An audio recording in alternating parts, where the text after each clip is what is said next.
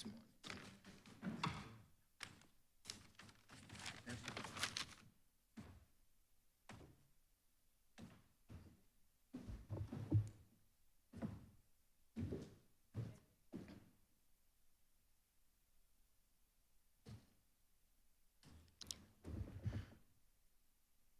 This Honourable House is now in Standing Finance Committee.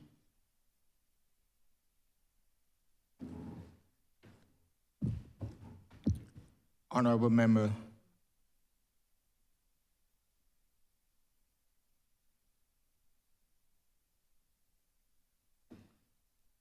Headed for Ministry of Labour, Social Security, and the third sector. $10,223,131. Honourable Member of St. Peter.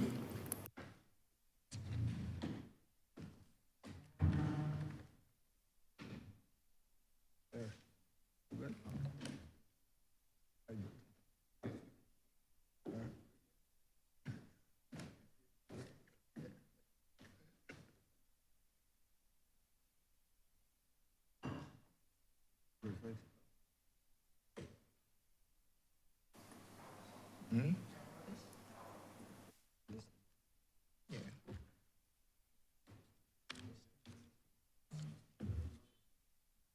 I took it. I got it.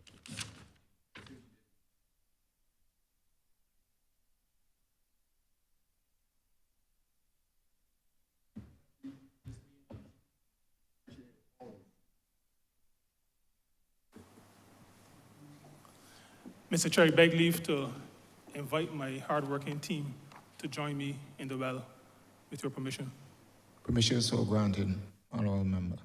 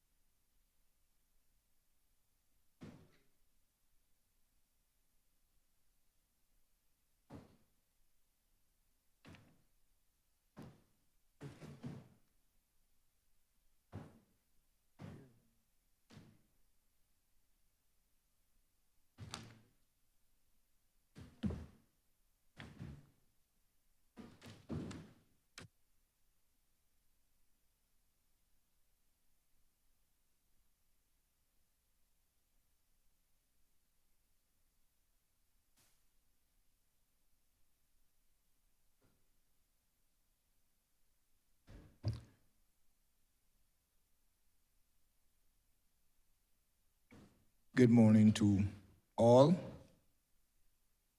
Let me, before I give the opportunity to the Honourable Minister to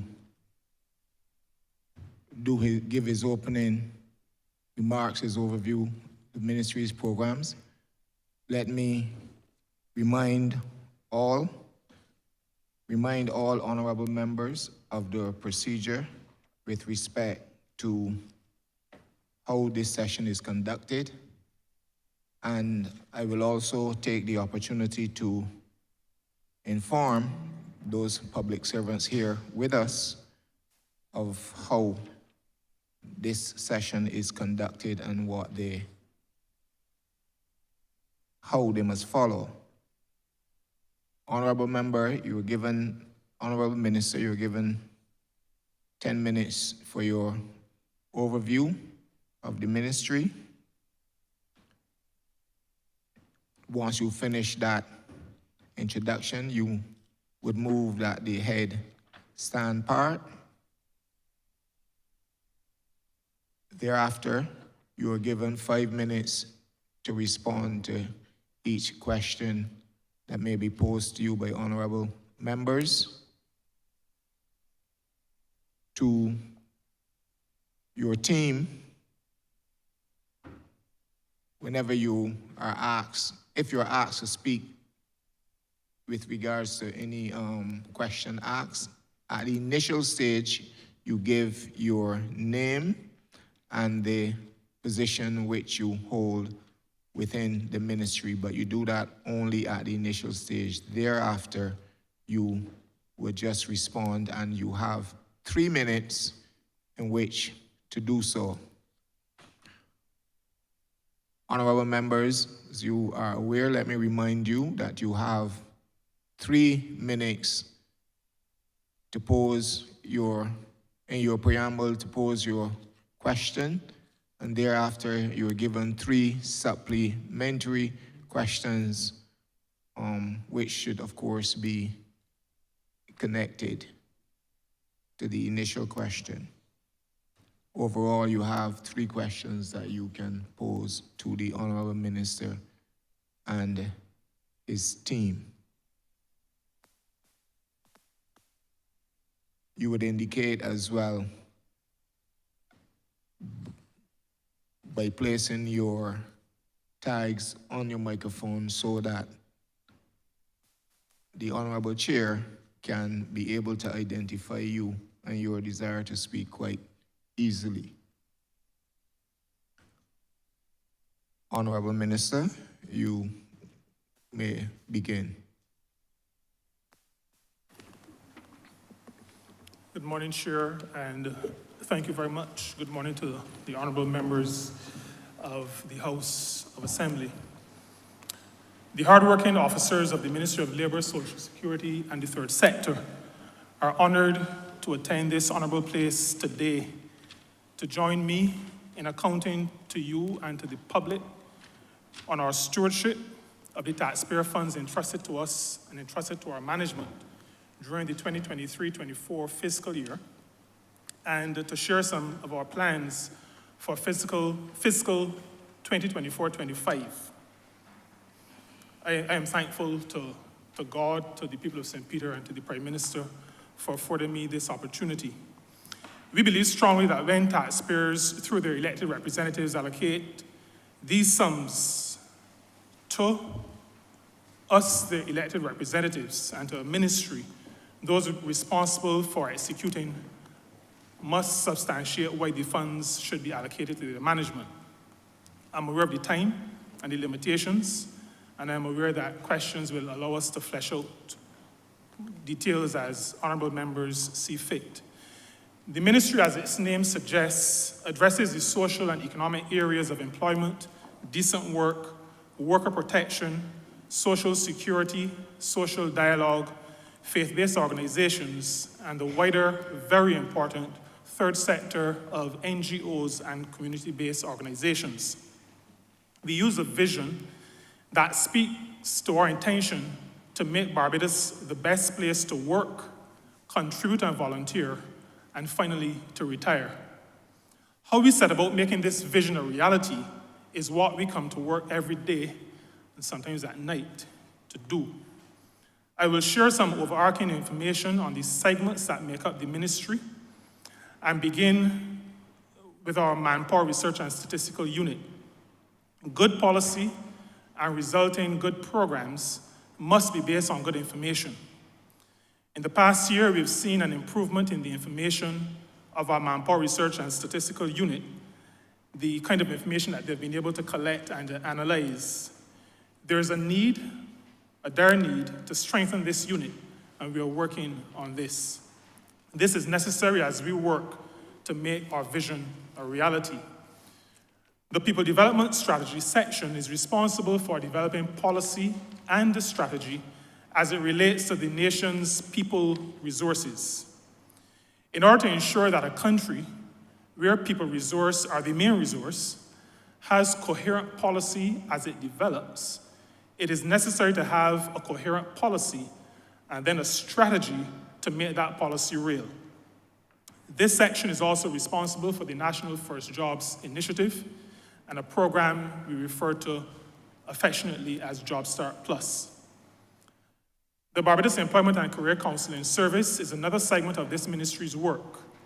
It is responsible for preparing Barbadians for work through career counseling and guidance and assisting them in finding work. It does this through developing and administering overseas employment programs and matching potential workers with employers locally. We have reestablished the program in the USA, and that is going well. We are in the process of developing a technological solution that provides career guidance as well as a skills bank.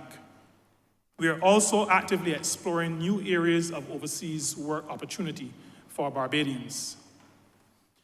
Maybe the most visible segment of our ministry is the Labor Department.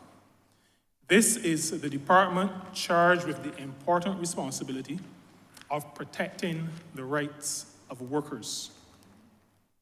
It oversees much of the suite of labor legislation. It is that space where workers and employers turn to obtain information and where many workers turn seeking protection or justice. Much of the work of the department involves conciliating disputes between workers and employers. Some of these disputes become known to the public, but many hours are spent and much energy expended doing this sometimes difficult work outside of the glare of the press. It also takes significant portions of my time as well. We have been able to add additional labor officers to our complement. These officers are in the process of building their capacity, and we have engaged the services of an experienced but now retired officer to assist in this regard. This department also includes the Employment Rights Tribunal, a significant component of the labor justice landscape. We have been able to see an increase in the number of cases addressed and concluded. While we have made progress, we are not where we want to be. We are very aware that justice delayed is justice denied.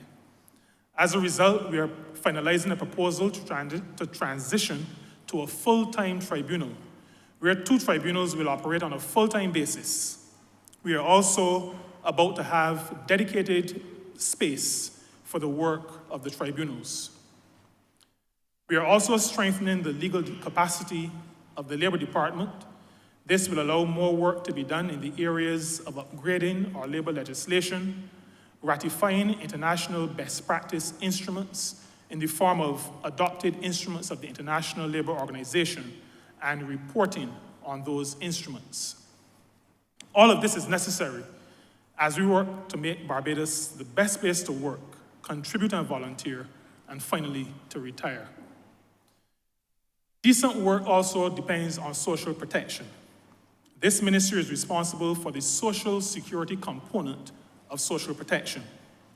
In the past year, we were able to do 2 major things. One, on receipt of the 17th actuarial report, we immediately started the process of revitalizing the National Insurance Scheme. And 2, we transitioned the National Insurance Department to the National Insurance and Social Security Service. We are working hard to ensure that the NIS is strong and that the service is a great place to work and delivers exceptional service to all Barbadians who come into contact with it. Barbados must become the best place to work, contribute and volunteer, and finally, to retire. Social dialogue remains the backbone of the ministry's approach to making our vision real. It is also the backbone of the underlying philosophy of government's approach. We continue to consult and engage social partners through the Social Partnership, and the Social Justice Committee. The Social Justice Committee has been able to make input into many areas of policy and legislation. Chair, this government is convinced of the absolute necessity to ensure third sector or civil society organizations are in a position to deliver on their mandates of improving the standard of living for Barbadians. These organizations are birthed and led by persons who have invested their very beings into particular causes. They're led by persons who are passionate about what they do and who often, and if they had some assistance, would be able to accomplish much, much more. The assistance we speak about is both financial and the building of capacity. We are of the view that faith-based organizations are able to collectively, at the national level, contribute to nation building in ways that accord to their mission and the aims of the country. We have had symposia to hear their leaders, and we have shared our perspectives. The communication process is developing very well. The section of the ministry has done very good work over the past year in organizing and delivering capacity building workshops. There has also been relationships forged with organizations like the Institute of Chartered Accountants of Barbados, which has agreed to assist small NGOs with audits and bookkeeping. We thank them for this meaningful partnership. The coming year will see work continuing on the development of a policy and drafting instructions for third sector organization legislation. After this, during the coming financial year, we will have a legislative framework to support the development of third sector organizations, allowing them to do even more than they're doing currently. We thank the Caribbean Policy Development Center, which is the regional umbrella organization for civil society organizations, as well as Bango and UNDP, for doing the initial work and the many consultations, after which they were able to present us with a white paper calling for this legislation. Chair, Barbados, under our stewardship, will become the best place to work, contribute and volunteer, and finally, to retire. Thank you very much, Chair. I move, Mr. Chair, that Head 84 stand parked. Thank you, Honourable Minister, Honourable Leader of the Opposition. Thank you, Mr. Chairman of Committees, and good morning to parliamentary colleagues and to all public servants who join us this morning. Your Honor, at first glance, when one looks at the allocation to the Ministry of Labor,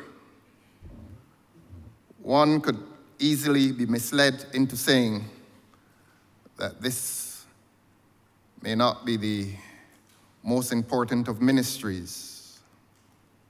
But if one does that, one commits the error of equating financial allocation with political importance.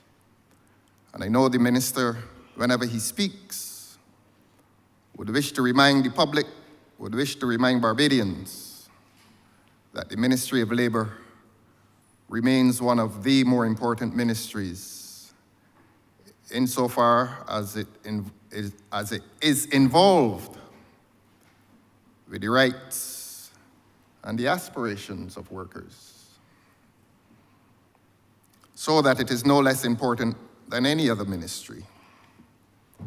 Indeed, Your Honor, it mediates relations between labor and capital, and that is a historic mandate. That is a social imperative that this ministry must distinguish itself as being in the vanguard of the rights of workers. And from this location, we associate fully and always with the rights of workers, with the aspirations of workers, with the entitlements of workers. Now, Your Honor, when this Parliament last met in this session, in this estimate session last year, I took the personal decision to absent myself from the exercise. I felt that it had degenerated into government's orgy of self-congratulation, and that the important questions that needed to be asked of ministers in this country were not being asked. That the exercise became one of a gentle and playful exercise in self-congratulation. My approach, my interpretation of this exercise is that the voice of the people must always be represented in knowing where their monies are spent and how they are spent. And where there's virtue, I commend it. And where there's vice, I condemn it. Let not any person who occupies that well fall into believing that my own civility and my respect for honorable members and my respect for the exercise is to be construed as some concession to what I will identify as government's wrongdoing. Please do not fall into that error. Mine must be the voice for the interests of the people of this country in making legitimate inquiry, interrogation as to these estimates, as to how these estimates are constructed, and how they will ultimately be spent, hopefully in the interest of the people of this country. Permit me to say this, Your Honor. I left here yesterday learning, and this is not to be facetious, that $500,000 yearly is now paid to a gentleman, and I say a gentleman, who has been campaigning in St. Michael East. I will be specific. I will target the area. I will identify everything. Let truth be told. That he, through his organization, is paid $500,000 every year to sing lullabies and read bedtime stories to the homeless. That is not right. If this government is interested in protecting the rights of workers, as the Honourable Minister just stated, let this government's mandate, let this government's duty relate itself indeed from this ministry towards protecting the rights of workers. And how can this government claim to be protecting the rights of workers when this ministry must now be accused of having been complicit in the collective decision of a cabinet to remove from the property of the workers of this country $1 billion that was in the treasury of the National Insurance Scheme. That money was destined towards the protection of workers in this country. Not immediately, but hopefully when they retire, hopefully when they move in to future years. And it must also be for their benefit if they suffer injury as a national insurance scheme. $1 billion. Your Honor, I raise my voice not in anger, but I raise my voice in emphasis that the workers of this country must wake up. Mr. Chairman, on that matter, I can't sit right here and allow the honourable member to go down that line without also raising my voice. And although I don't often want to stop an honourable member in full flight, I heard very clearly the honourable member said that a man is getting $500,000 and from this government. And as far as I am aware, and I want to be specific, there is no man, as the honourable member refers, that is getting $500,000 from this government, from that point of view. Now, if it is an organization, that may be a different thing. But certainly there is no man getting $500,000 from this government.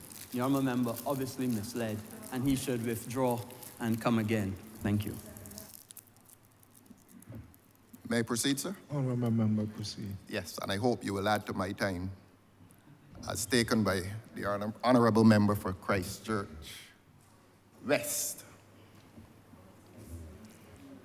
There's another point of order, sir. I'm hearing several voices. If feathers are ruffled, let the birds fly. Mr. Chairman, if you allow Yes. me, sir, the funds of which the Honourable Leader of the Opposition speaks goes towards the Alliance of Homelessness, where this government does not have any plan, and we are hearing what is happening. I would like, sir, to ask that the comments be struck from the records. It is very misleading to the public. Thank you, Honourable Member for St. Thomas. Could we have those comments imputing that funds are given to a gentleman be struck from the record? Honourable Member, proceed. Yes, and I will reply, as is my right. If the honourable member for Christchurch, and I will not be daunted. I have said I come here and I will conduct myself respectfully and with civility. But let no one mislead themselves into believing that the respect and civility that I have for others in this chamber is any concession to what I claim is government's wrongdoing, government's financial wrongdoing. And I will, as the honourable member for Christchurch West would wish me to do, I will say that the organization is led by a gentleman. I didn't call his name in here yesterday. The minister who spoke yesterday called his name. And even now I will not call his name. But if the honourable member wishes me to correct it, I will say the organization is led by the gentleman who was campaigning in St. Michael East. Right or wrong, I think I'm right. I will commend virtue and I will condemn vice. And I am saying and I'm repeating that it was said in here that $500,000 is paid to an organization headed by a man with the name that was mentioned yesterday. I'm obliged to you, sir. If other feathers are ruffled, I am willing to pause so that the birds may fly. The birds are flying, sir. I'll rest. I'm hearing a voice. You finished? No, I'm not finished. I thought the honourable member for St. Thomas. Proceed. The I thank direction you, sir. come from this chair. I am farther away than you are, and I'm hearing it. And I want to be able to continue. The chair does not hear a side, sir. You don't hear them. I am listening to well, you. it's not in the side. It's that she's looking directly at the honourable Proceed, member. honourable It's looking member. directly Proceed, at honourable me member. and speaking loudly in my direction. If the feathers are ruffled by the truth, let the truth be spoken. I come here today to tell the truth. And I will not lose my sense of courtesy, civility, and respect. But do not mistake it for any concession to what I say is government's financial wrongdoing. I'm entitled to say that. And I will say it. Member, please keep quiet.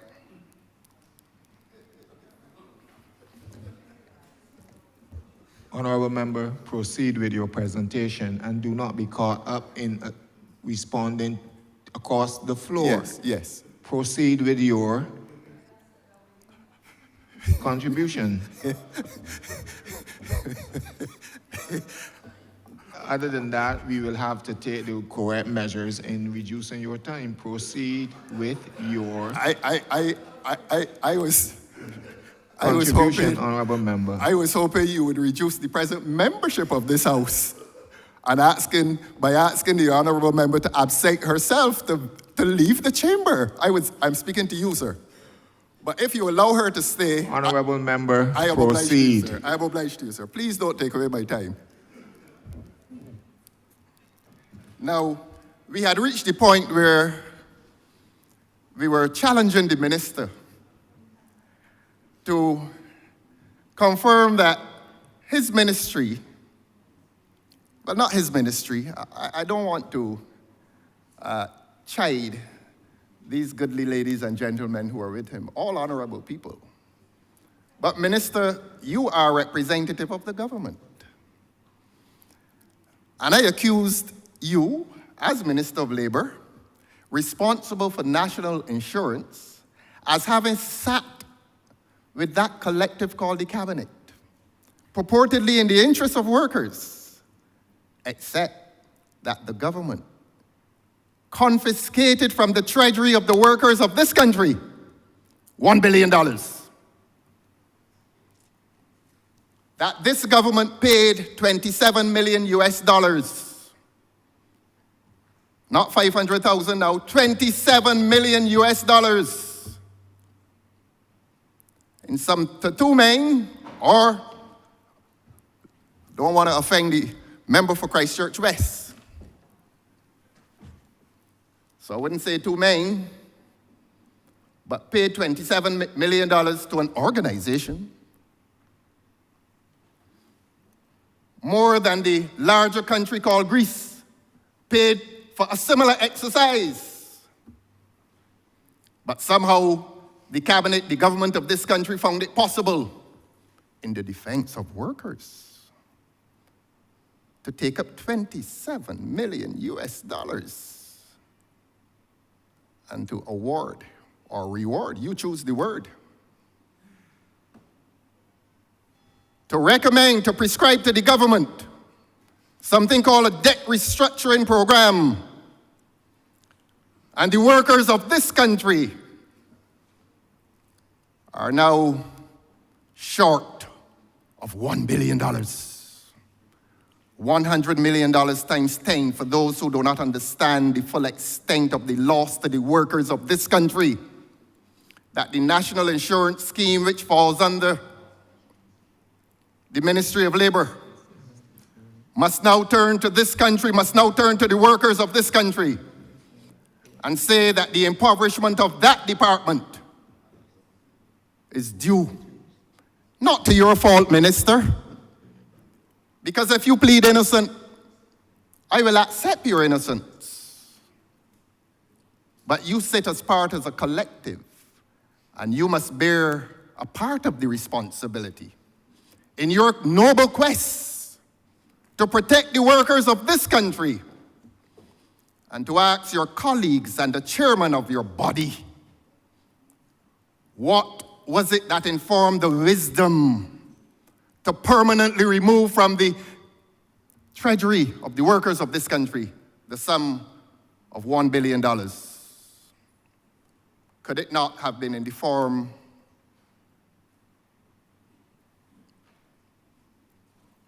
of a loan to the government? It wasn't a loan. The government took it. And in law, the crime of theft, and I'm not imputing any criminal act on the part of the government, but I'm just discussing a little law now.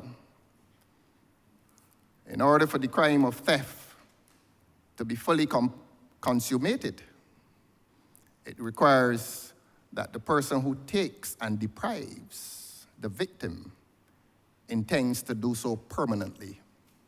As far as the people of this country are now aware, they have been permanently deprived of the sum of $1 billion Barbados dollars from their treasury, from their heritage, from their legacy. And Minister, you have been sent to claim that your mission,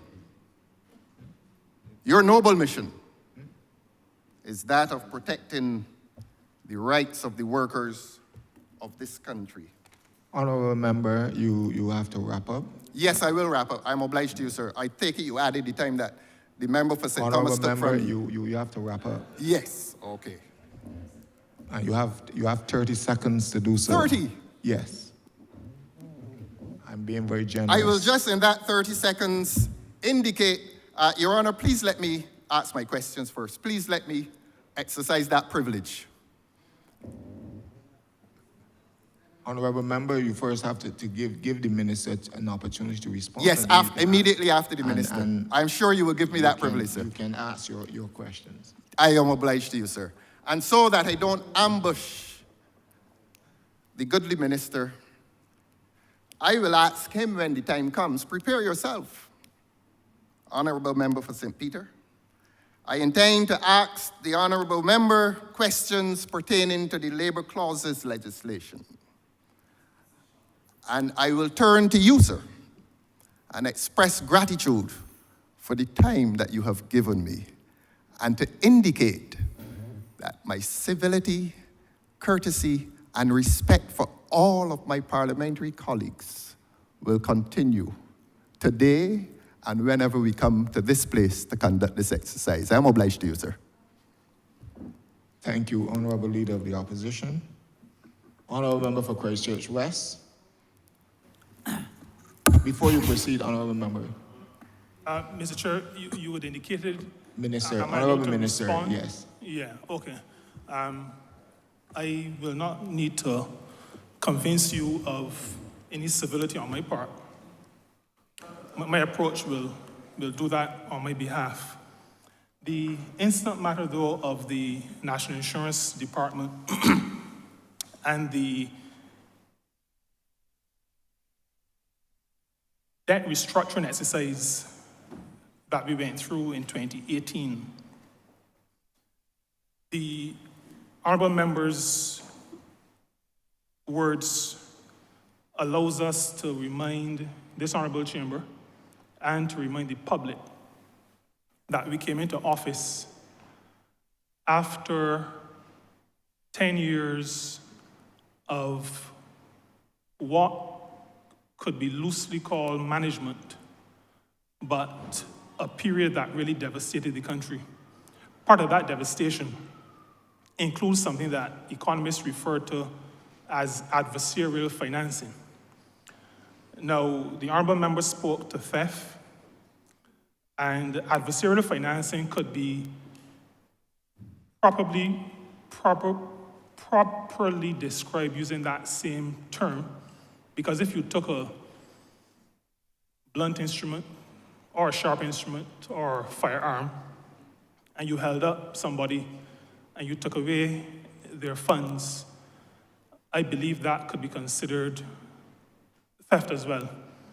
And the National Insurance Scheme was in a position where government had adversarially forced it into a position where it had to buy government paper. It was forced to buy government paper. Government at the time refused to allow much investment in other local instruments. It also refused the National Insurance Board the ability to invest outside of Barbados. And so the only instruments that were invested outside of Barbados related to instruments that were already on the books. So there were instruments in St. Lucia and in one or two other Caribbean countries, and those were rolled over. But no new investment could take place outside of Barbados, and so to get some kind of return, government had forced the national insurance into buying lots of government paper. Now, it is easy to say that the workers of Barbados lost $1 billion. I'll say to you, Mr. Chairman, that the country was on the brink of economic collapse.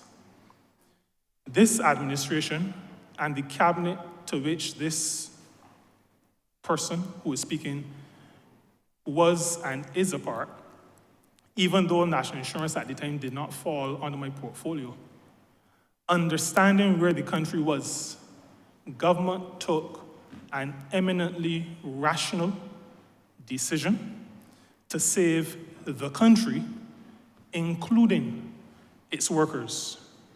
And government makes no apology for saving the country. We cannot, Mr. Chair, we just cannot, we cannot apologize for saving a country and its people. If I did that, I'd have to leave the chamber. I couldn't do it. The people of St. Peter do not expect me to do that. With respect to the company that was paid, I don't remember the sum, because I was trying to hear the words through the volume. But I think what was meant was the organization that assisted us in the debt restructuring exercise. And it is my understanding that much of the remuneration was based on performance. Again, Mr. Chair, I'll have to confess that I just fall for good governance.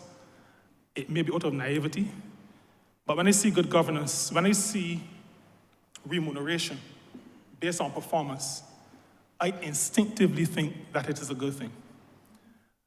I am not perfect.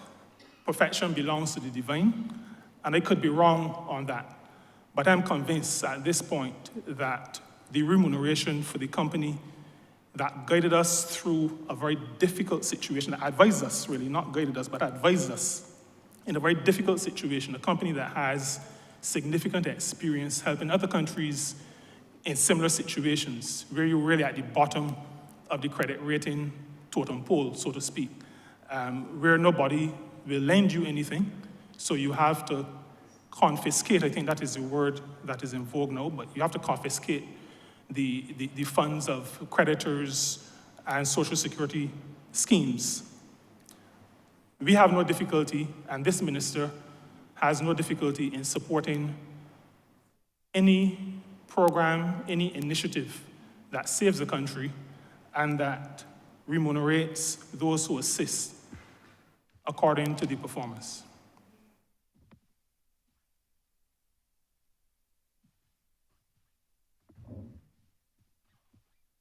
Honourable Minister, thank you. I will also give you at this time the opportunity to just introduce your team before we get into the questions aspect. My apologies, Mr. Chair.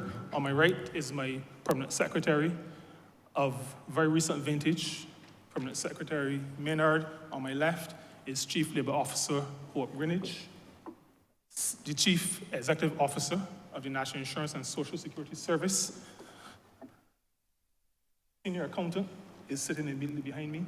Deputy Permanent Secretary, the Program Manager in the People Development section, the Administrative Officer, who is also the person who runs our international desk. Then we have the Director of the Barbados Employment and Career Counseling Service. Behind her is the Deputy CEO of the National Insurance and Social Security Service. The Registrar of the Employment Rights Tribunal is sitting in the middle at the back. And our Senior Economist in the Manpower Research and Statistical Unit sits next to the Registrar. Thank you, sir. Thank you, Honourable Member for Christchurch. Wes? Thank you very much, Mr. Chairman. First, apart from the introductions of the Honourable Member and his team, I'd like to start where the Minister left off when he spoke about saving the country by the debt restructuring program. And I want to add, and the way that we save the country is by saving the Barbados dollar. And I think that is the most critical aspect that was absolutely essential for debt restructuring and maintaining stability in this country.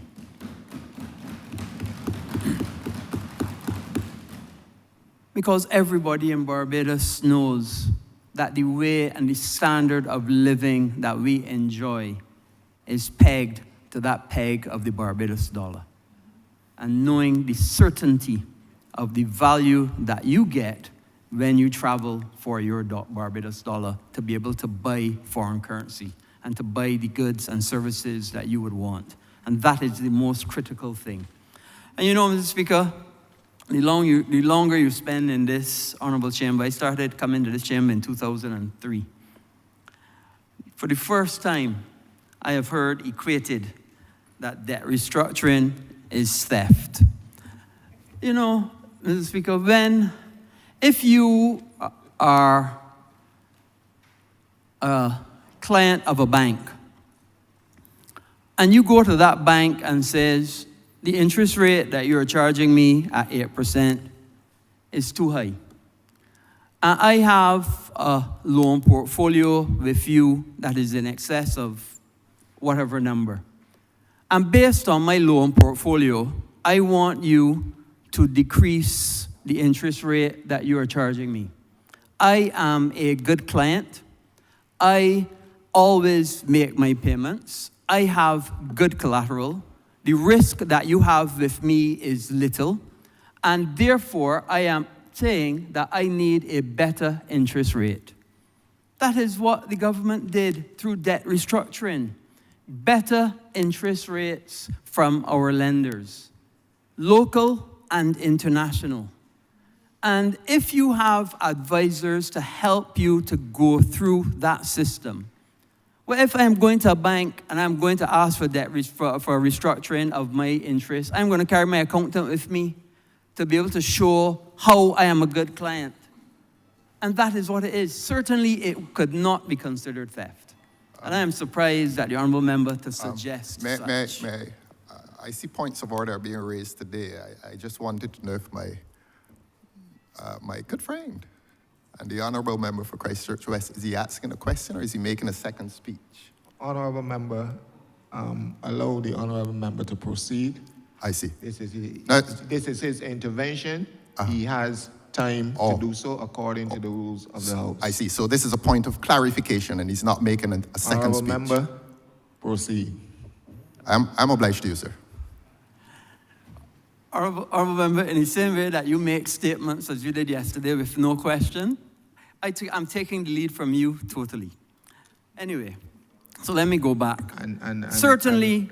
Honourable member, let me just clarify that you can do that in your lead up to your question. Yes. He's gone. Honourable leader of the opposition. Yes, he has 3 minutes and he's made a speech of 5 already. That is guided by this honourable chamber leader. We all defer to you, sir. Of course. That is guided by the honourable chair. The honourable member and I respect and will defer to you at all times. Thank you. Thank you, sir. Honourable member, proceed. Thank you. So clearly, as I said, it was not theft. Let it not go out to the people of Barbados that there was any theft. The Barbados government made a conscious decision to protect the Barbados dollar, and we were totally successful in doing so.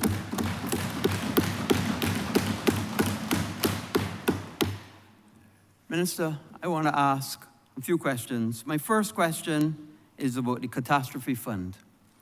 Now, as you know, we came to this honourable chamber and changed the rules in the catastrophe fund to make it available to be able to make payments to groups, National Housing Corporation, RDC, UDC.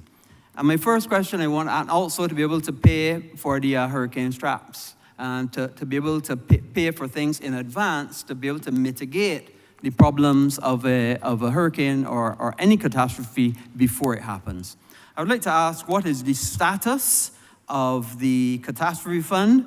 How has the catastrophe fund, how do you intend to be able to replenish, and at what stages and how you will replenish the catastrophe fund after being used to pay the national insurance, RDC, UDC, and those? Thank you. Thank you very much, honourable member. The replenishment of the catastrophe fund is a matter for the ministry responsible for finance, and so I will not attempt to try to figure out or address the matter of how they will deal with that. On the matter of the current status, though, I'll defer to the Chief Executive Officer of the National Insurance and Social Security Service, who actually chairs that fund.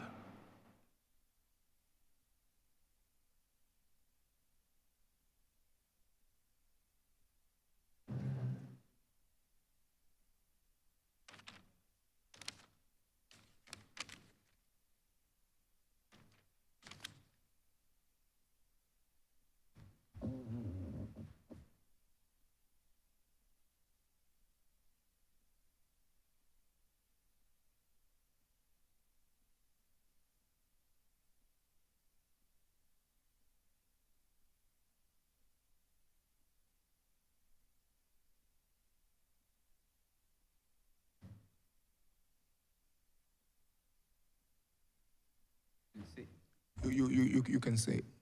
Yes, you can say it. Kim Tudor, CEO of the National Insurance and Social Security Service. With regard to the question that the Honourable Minister asked, the fund paid out $30 million during 2023 to 3 agencies to support the damage that was done during Hurricane Elsa. The fund currently stands at about $40 million, and as Minister for Ministry of Labor said, the Finance Ministry has a responsibility in terms of determining how that is replenished. However, the ongoing replenishment comes from a levy coming through the national insurance contributions. However, when the fund was set up, the government itself for 5 years contributed lump sums to the fund. So as the minister said, that is the prerogative of the finance ministry. But 30 million was spent and 40 million is remaining in the fund. And if I may just conclude that statement, Honourable Member, by indicating that the catastrophe fund has allowed us to use the people's money to do the people's business. And after Hurricane Elsa, we were quite happy to recognize how good government really works, where people having seen their dwelling places damaged significantly, destroyed in some cases, then had somewhere to turn, in spite of the debt restructuring, had somewhere to turn to get assistance in rebuilding their houses. And as you mentioned, hurricane straps, not just rebuilding their houses, but for some others, putting them in a better position should there be a future natural disaster befalling them. Thank you very much, Minister, and thank you, Director. I'm going to stay with the national insurance and ask self-employed people. Often, they're required to make their national insurance payments, but they often complain about having to do the forms and the difficulty of the forms. Has your ministry or department put in place any opportunities for self-employed people to be able to make the contribution simpler, be a digital format, anything like that? Or what have you doing, or what have you done to make it more, make self-employed people more compliant to make national insurance payments and encourage them to be compliant in those payments? Thank you very much, Honourable Member. The debate we had last October, I think it was, and one we had in July, previous to that in July, we indicated that a significant part of the revitalization of the national insurance scheme had to do with increasing the participation of self-employed persons. Research indicated that there was quite low participation by self-employed persons in the national insurance scheme. So there were a number of reasons for that, it appeared, based on the limited research that we did. But one did strike to the ease of participating.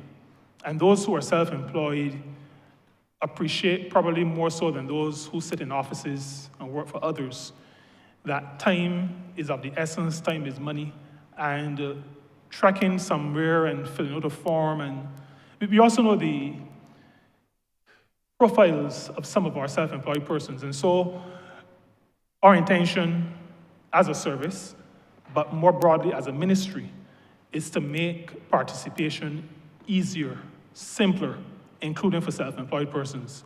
And so we developed what we refer to as a self-employed persons regime, a new regime, which allows for a number of things. Online payments, it takes away the rigidity out of the contributions. And by that, let me speak to an area that I'm relatively familiar with. You will have a taxi driver, driving his own taxi, so he is self-employed. He will earn, as we would say, maybe colloquially, good money between probably November to about April, and he will earn good, maybe not as good, but some money in the crop over period, July, August, late June to early August.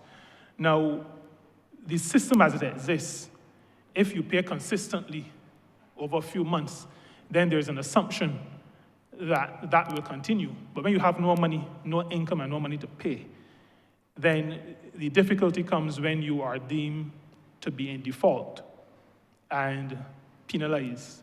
And so the new structure allows for payment of Social Security contributions, national insurance contributions, at any time during the year. There is a formula that will convert those payments into weekly amounts, deemed weekly amounts. And those weekly amounts, those deemed amounts, will then be used to calculate benefits. So that the ease of contributing is one of the major components of the revitalization. Now, putting that in place cannot be all, because lots of persons out there playing the trade, and some may not even be aware of all of this. We've redoubled our efforts, or I should say we're in the process of, because we are not where we ought to be at this point.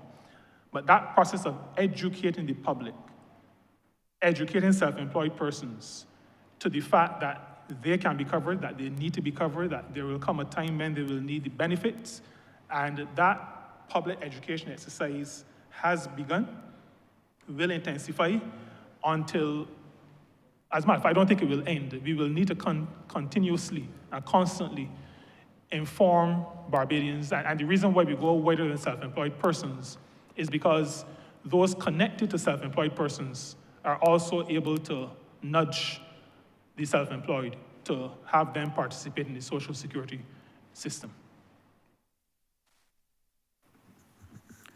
Thank you very much, Minister. And my third and final question has to do with the digital payments. And I heard you clearly said that you were moving to digital payments. Are all your national insurance payments now digital?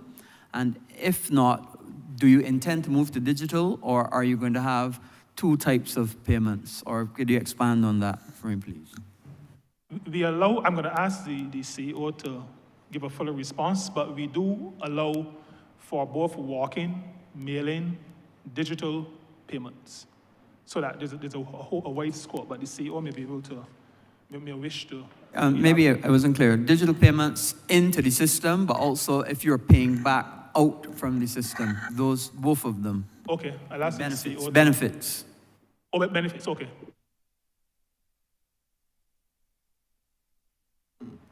Minister, our payments, for example, to our suppliers, for example, are almost fully digital. We hardly pay via check. Our benefit payments, as new persons come on board, we are in the process of ensuring that we have their banking details so that the default option is wire, is bank, is transfer rather than check. But we do have circumstances where people prefer checks. They want to come into the office to cash the checks. Based on their own domestic circumstances, it is deemed safer. So we will still continue with checks. But we are in the process. We have a multi-year digitalization roadmap, and we are working towards ensuring that we are fully digital. Our back end is digital, but our front end needs to be a bit more digital, and we are working on that. Allow me also to just add a little bit more to that. We are actually in the middle of a program with the IDB on both assessing where we are at and giving us some best practice information that will allow us to work on what the direction is that we should go in the future. And we have participated fully, like the CEO indicated. We do have some preliminary information, but we are engaging with them so that, and this is what we do as a government, if there's a BMW available, we do not buy a Cortina. I mean, we hear that in Cabinet very often. And it is our intention that at the end of this exercise, we will be in a position to make a determination as to the best form of digitalization for the National Insurance Scheme, for the entire National Insurance and Social Security Service. Thank you, Minister. But I just want to be clear, so you're saying that some of your benefits are paid, a percentage are paid digitally, and others are not? That was not clear. Some are paid directly by bank transfer, but as the CEO indicated, there are some persons who prefer to have checks. She mentioned persons with certain domestic situations. I'm sure that we can probably imagine. It is not as easy now to open a bank account as it used to be. And if you have a joint account and the other party to the account is not someone who you have a relationship with anymore, or not someone you can trust, you do not want the funds to go there.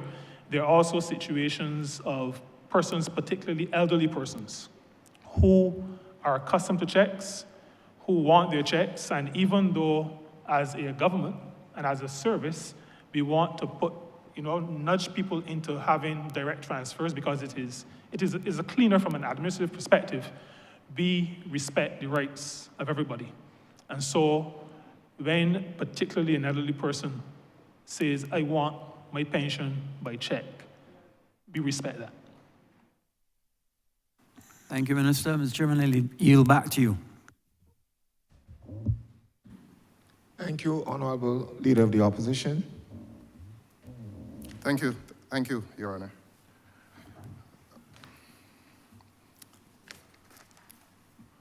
Honourable Member, since you have courageously accepted to comment on the debt restructuring program and the fee payable, our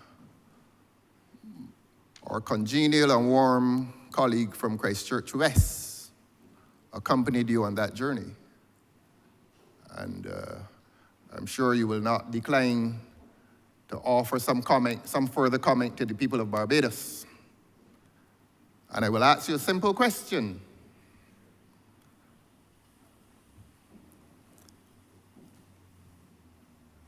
Are you not aware that the company that did the restructuring for government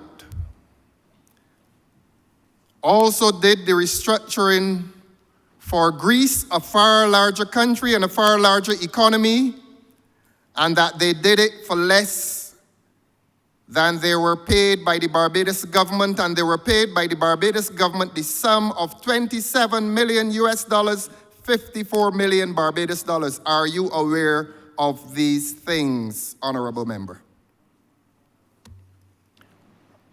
Thank you, Honourable Member. All of Cabinet is aware of the costs of managing the country. I will say to Chair and this Honourable Chamber that the intricacies of the payment, the structuring of the payment, is a matter that will be dealt with by the ministry responsible for finance. It is not one that the ministry responsible for labor has gone into the minutiae on, and I will not attempt to mislead either the honourable member who asked the question or this chamber on that matter. There will be no fluff from this minister. We were aware of the structuring of the payment. The details, maybe some of the comparisons, I did not, on my own accord, get into all of the minutiae, but we were aware that the payments will be made based on performance. And we were given broad outlines and details on those performance matrices or measures. I did not ask, Honourable Member, for the fluff. I want the kernel, Kernel. And the kernel is this, a simple question. The cabinet in which you sat, did that cabinet not agree to pay the sum of $27 million to White Oak? Yes or no? The problem seems to be that the volume, maybe I need to raise my voice. You may do, yes. To indicate that the cabinet, any payments to anybody in those circumstances are, Mr. Chairman, approved by the cabinet. The cabinet does it based on knowledge presented to the cabinet. Honourable Leader of the Opposition.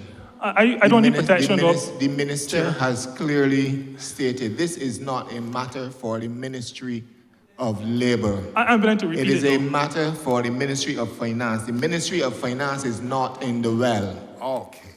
So structure your question Yes. to the Honourable Minister responsible for Labour and Social Security in the well. I am obliged to you, sir, and Thank I you. will follow up. This is my follow-up to that question. Where you're not finding any answers, I will follow up in this way. Now, this honourable member is very well read. Don't let him mislead you, and he's not intended to mislead you. He is one of the brighter people in the cabinet, as a matter of fact, which is not difficult to achieve. But, Honourable Member, you cannot impute improper motives of the member.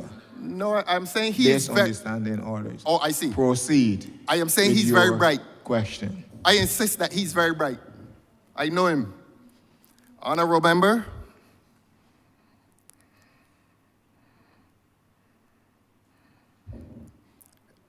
being aware of an international publication called the Financial Times, are you aware that the Financial Times wrote an article in its pages commenting on the amount of $27 million paid to White Oak by the Cabinet of Barbados, and that they complained that the sum was large and that it was larger than that paid to Greece? The question is, are you aware that this was the substance of an article in the Financial Times? You don't have to raise your voice above that of the member for Christchurch West.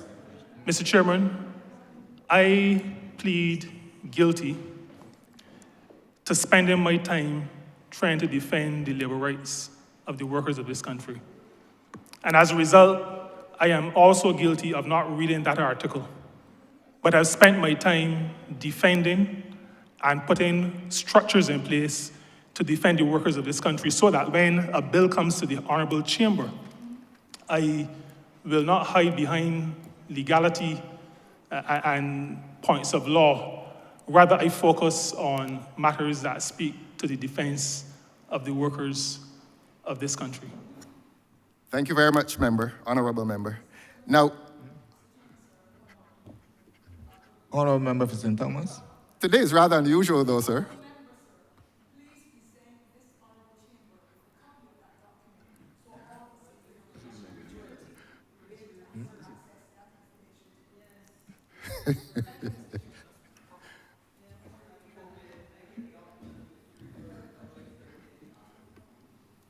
May I proceed, sir? Proceed, Honourable I Member. am obliged to you, sir.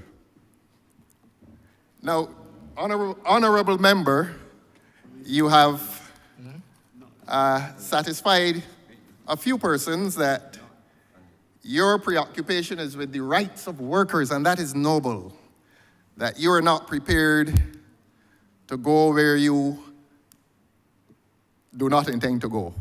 And I accept that. I understand your dilemma. I understand it, and you have my sympathy. And I say that in utmost sincerity.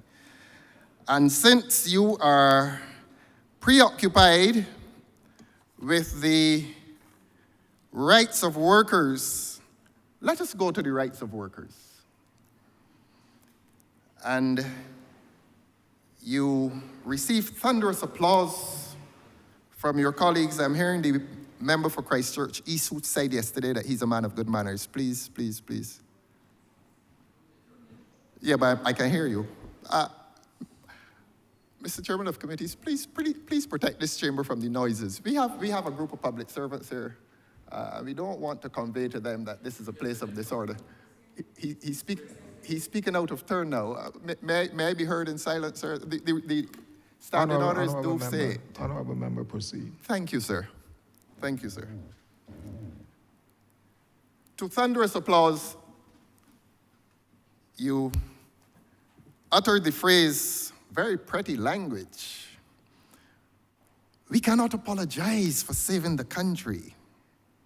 And that was your response to my charge that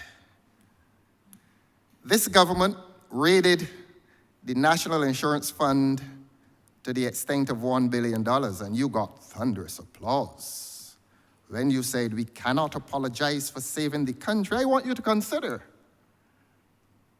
that in saving the country, you may have sacrificed the workers.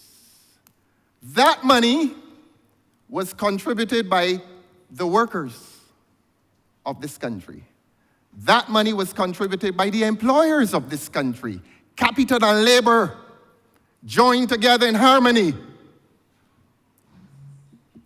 to accumulate those monies. Except that when you want to save the country, to whom do you turn? The workers. That leads into my next question. You brought some legislation in here a few weeks ago, and I think the labor clauses, let's call it the labor clauses. That's how we loosely refer to it. And please don't take this as a personal attack. Let us agree to continue our very civil and cordial relationship, even in this place. And you brought that legislation in here, and that legislation says, it stipulates that you as minister will sit in adjudication of of a dispute, a particular dispute between an employee and an employer. I ask the simple question. Is it proposed by that legislation, simple question, that you shall be the adjudicator of a dispute? My confusion here only comes because I heard a very definitive statement, then I heard a question which asked me to speak to the definitive statement. Mm-hmm. The legislation that we debated and passed in this honorable chamber, Mr. Chair, does not give to the minister responsible for labor any rights to adjudicate on anything. I'm not an attorney, but I'm told that the law means what the law says unless there is something in the law that says it means something else. My reading of the legislation, and we've gone through it as a ministry, the Labor Department, Chief Parliamentary Counsel, I see nothing in that legislation. When I turn it upside down, I still didn't see anything that spoke to the minister responsible for labor having an adjudicatory role in the legislation. If the honorable member has seen one, if you can point it out to me, then I can respond more fully. but there is no role for the minister responsible for labor to adjudicate in the Labor Clauses Concessions Act. I thank you very much. Now, you have indicated to this chamber that you are not aware that that legislation places you in the role of adjudicator. And you've accused me of making definitive statements. I have another definitive statement to make by way of follow-up. You are aware that in the said legislation, there is a right of appeal after a decision is made by whoever is the adjudicator. And that appeal goes to a revenue commission or revenue appeal board, something of the sort. I don't have it before me, but you and I have good memories. So that you've declined to say that, or to admit that you're the adjudicator. I am sure you will not decline to say that you are aware that the legislation provides for appellate recourse to a revenue tribunal. My question to you is this: in the event that you're prepared to agree with me as to what the legislation clearly says, that an appeal goes to the revenue tribunal, are you prepared to tell this chamber and this country from whom that appeal goes, an adjudicator? And are you prepared to tell this parliament and this country who, under the legislation, is the adjudicator? Thank you. Sorry. I'm trying to restrain myself. The photographer left. You can wait till he come back to smile.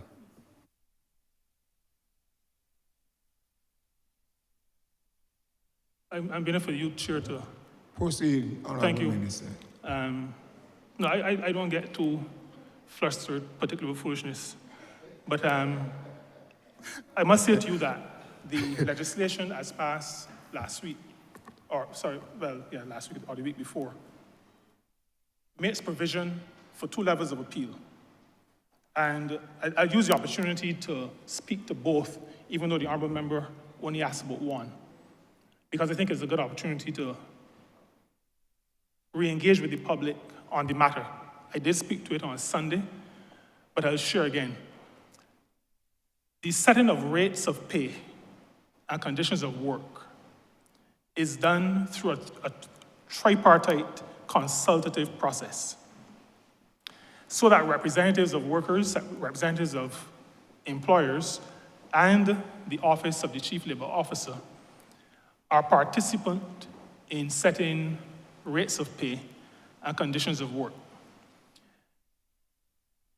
A decision is made, and the legislation calls for those. Beg your pardon, sir. Decision is made by whom? A decision is made in a tripartite. The legislation specifically says that the Chief Labour Officer establishes. This is, and we have history upon which to go. This is not new territory. Thank you. I brought this to this Honourable House in 2023 when we established rates of pay and conditions of work for the construction and the road building sector. I explained it quite thoroughly then. I did it again a couple of weeks ago, and I'll share again. Once the Chief Labour Officer, after deep consultation, has set those rates of pay and conditions of work, then they are going to be gazetted. The legislation, Mr. Chair, is so balanced and fair that it recognizes that even in that consultative process, where there's representation from employer organizations, worker organizations, and the involvement of the Chief Labour Officer, the Office of the Chief Labour Officer, there still could be an employing entity or a worker representative who does not agree. And in that instance, the aggrieved party can approach the Chief Labor Officer and indicate, I do not agree. The legislation calls for the Chief Labor Officer to refer that directly to the Employment Rights Tribunal for adjudication.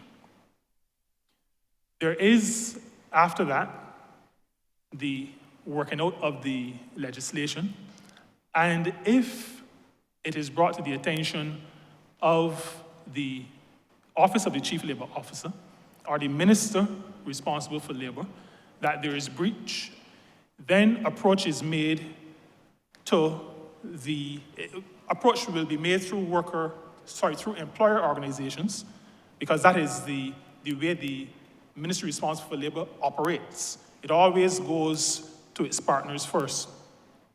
But if there is continuous breach, then the minister who is responsible for granting the concession is given the information, and that minister can make a decision. That minister can make a decision to allow things to continue. That minister can make a decision to suspend a concession. That minister can make a decision to revoke a concession that that minister has granted. If the party that feels hard done by, which in this case will likely be the employing party, if that party is aggrieved, then that party has recourse to the Barbados Revenue Appeals Tribunal. And that party makes its case to the tribunal, and the tribunal thereafter adjudicates on that case. Thank you, Chair. Thank you.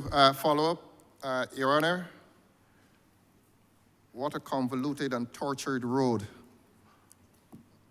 of litigation.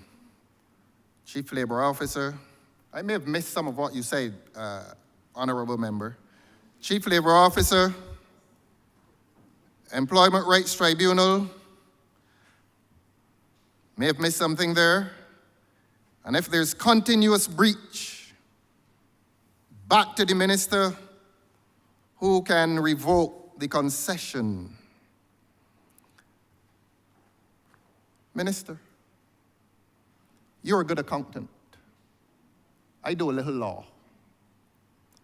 There is no procedure in the law of Barbados for any recourse from the Employment Rights Tribunal back to a process, back to a situation of continuous breach, and then to a minister who, according to you, can revoke a concession from the Employment Rights Tribunal. The appeal is done to the High Court of Barbados on a point of law, just like the Severance Pay Tribunal, as far as I know.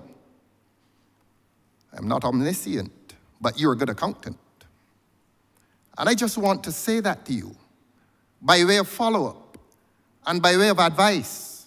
And as I asked you 2 weeks ago, please visit your Attorney General. And when you visit him, please tell him to visit this place and come into this well. And he will be asked the same question as to the convolution that now affronts or confronts the legal system of this country. Next question.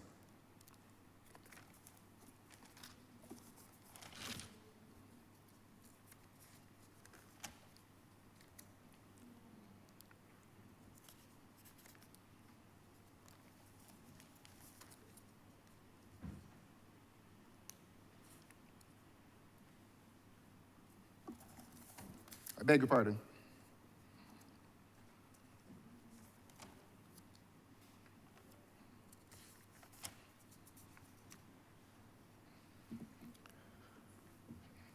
Minister, you did within that what I describe as a convolution of recourse mention as an appellate body the Barbados Revenue Appeals Tribunal. Minister, you may accuse me of taking up your time with questions to which I know the answer. So if this becomes advice, I'm going to give you the chance to answer while accepting the advice. And to say to you, you can treat this as a question, but I would not confront you any further with legal matters in respect of which you're clearly lacking for good legal advice. And that is not to offend government's principal legal advisor, but this remains a legal convolution that will go nowhere. Minister, the Barbados Revenue Appeals Tribunal is not constituted, nor is it competent to hear a labor dispute. You cannot and will not and must not take a labor dispute to a tribunal that is not constituted for that purpose. If you wish to comment, you can comment. It is in the wrong place. You do not take a labor dispute to a tax tribunal. Please comment if you wish. Chair, my comment will speak to I'll refrain from using the term because I don't want to give it any oxygen, but let me say that the rates of pay and matters related to conditions of work are adjudicated at the Employment Rights Tribunal. The reason why we use the Barbados Revenue Appeals Tribunal at the point where a tax concession is being suspended or revoked is because it speaks directly to revenue and tax matters, concession matters. And so the fairness of revoking or suspending happens, the adjudication on whether or not it was fair or right will happen at that tribunal. We are satisfied in government that we have taken the best possible advice. As we discussed it, we recognize that attorneys at law have varying views, and that even in a court system, one argues for the accused, one argues for the state, one argues for one party, one argues against, and they all bring substantial legal background and precedent. And we are satisfied that there will be varying views on this approach. We are, however, satisfied that it is the right approach. Thank you. By way of follow-up, sir, let the applause die down first. I pause for the applause.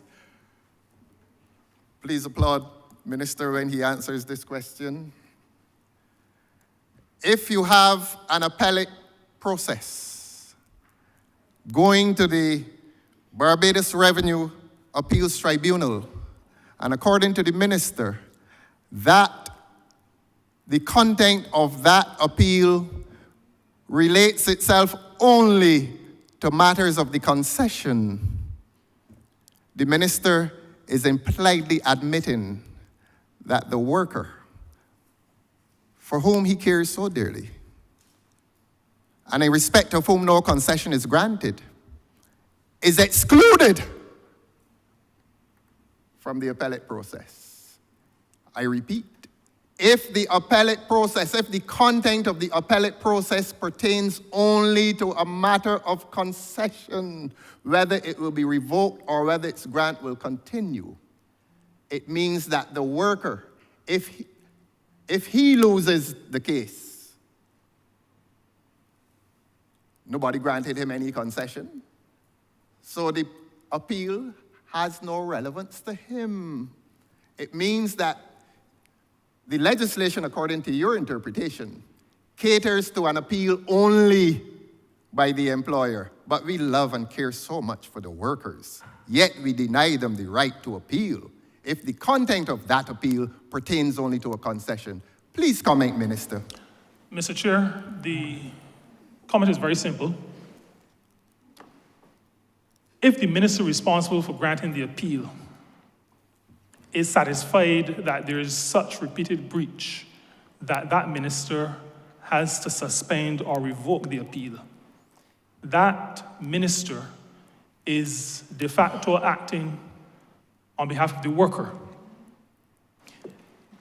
the breach is a breach of rates of pay and conditions of work.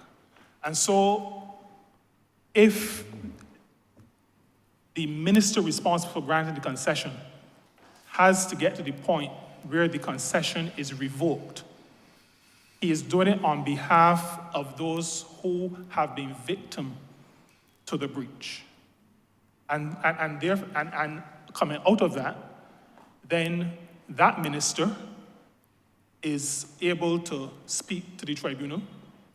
The employer who feels aggrieved is able to speak to the tribunal, and they lay out their cases, and the tribunal adjudicates. The workers of this country are covered very well by this piece of legislation. And when, last follow-up, sir, and when you visit the offices of the Attorney General, necessarily so, my advice to you, please invite the Solicitor General. I'm obliged to you, sir. Thank you, Honourable Member for St. Michael.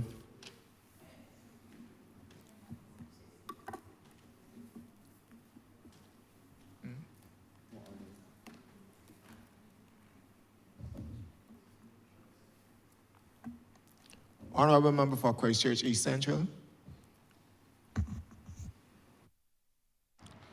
Thank you very much, Mr. Chairman. I want to make it clear to the Honourable Chamber that I do not come here under any pretense whatsoever. My morning words are my evening words, sir.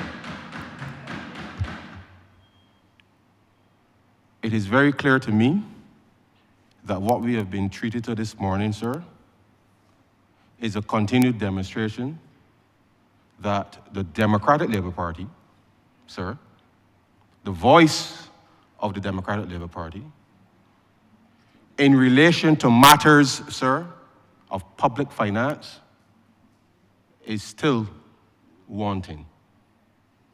And no matter how... It's still what? Wanting. Wanting. Thank you. Lost. Lost and efficient. At sea.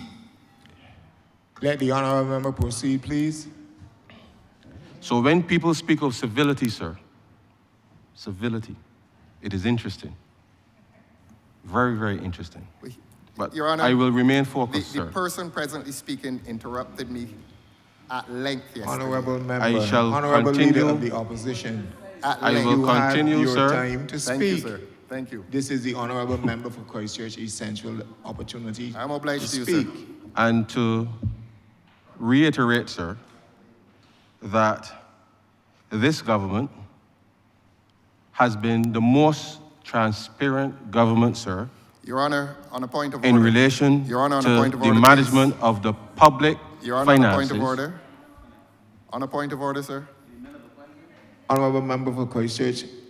I just have a question.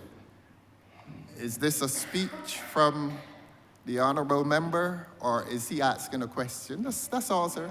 Honourable Leader of the I'm Opposition, the Honourable Member has, based on the rules of the House, the opportunity, 3 minutes, to give his introductory remarks. see. And then proceed, just like you had. Yes, clarification. Honourable Thank you, Member sir. for Christchurch Yes, sir. East I'm not Central, derailing proceed. him.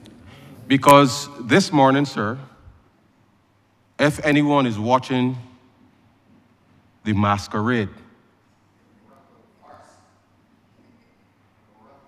would be tempted to believe that the Honourable Member was not a member of this chamber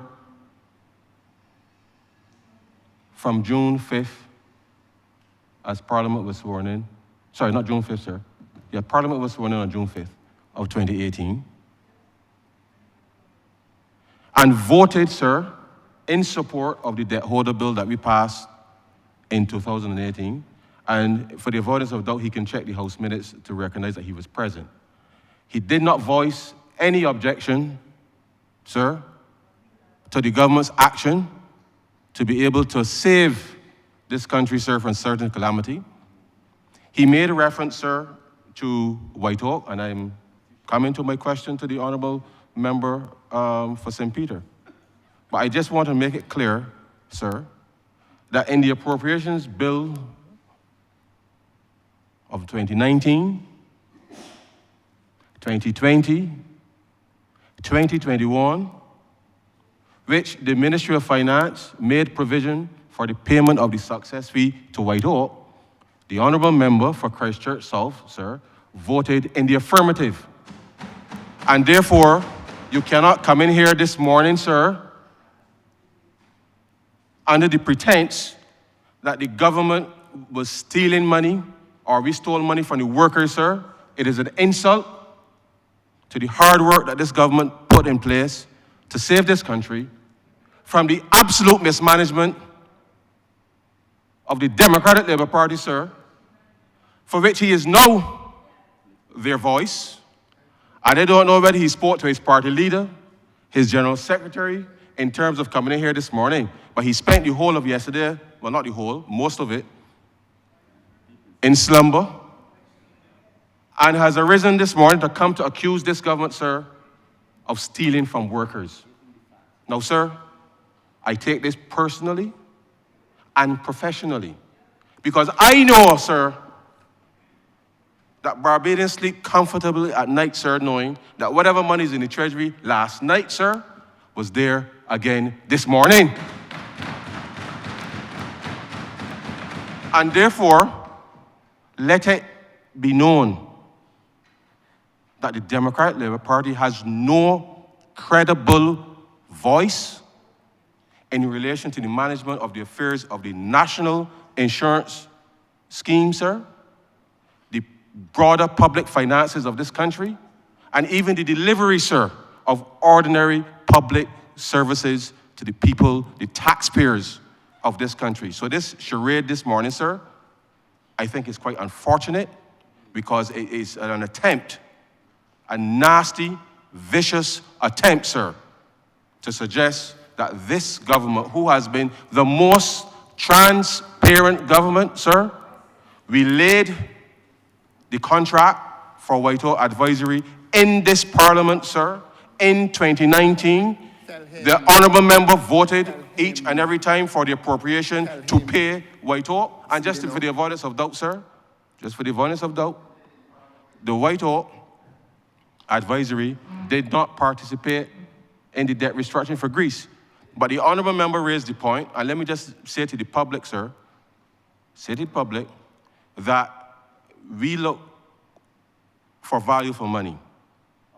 Our debt restructuring that made it possible for the national insurance scheme to actually be repaid, sir, actually be repaid, is well set, sir, on the trajectory that this chamber has voted on more than one occasion to allow us to be able to settle. Now, at a different time, sir, I will ask the Honourable Member, and I will give him a little heads up. Please tell us, or I should say, I should ask through the Honourable Member for St. Peter, through the Honourable Member for St. Peter, and this is the question. I'm asking, this is the question in relation to the national insurance scheme. Which administration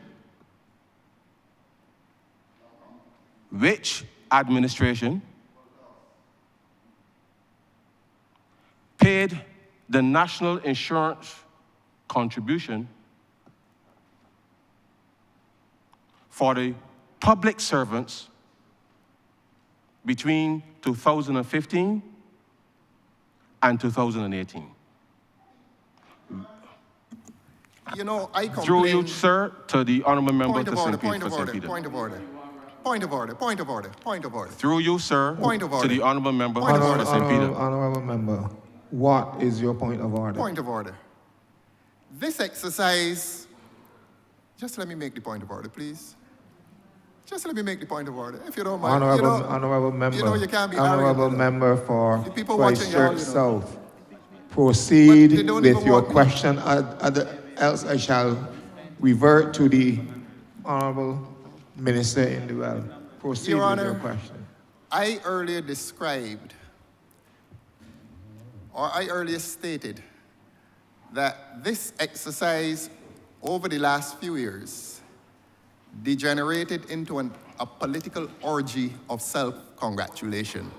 The point, it is coming, but let me make it now. Honourable Or let me make it now. member, please address the Let me chair. make it. You jump him out in the chair like a foul cop. And your head is on. Honourable member, is that the point of order? I'm not finished, sir. Well, proceed, honourable member. The honourable member for Christchurch East Central must not abuse and exploit this occasion to ask questions, the answers to which are obvious.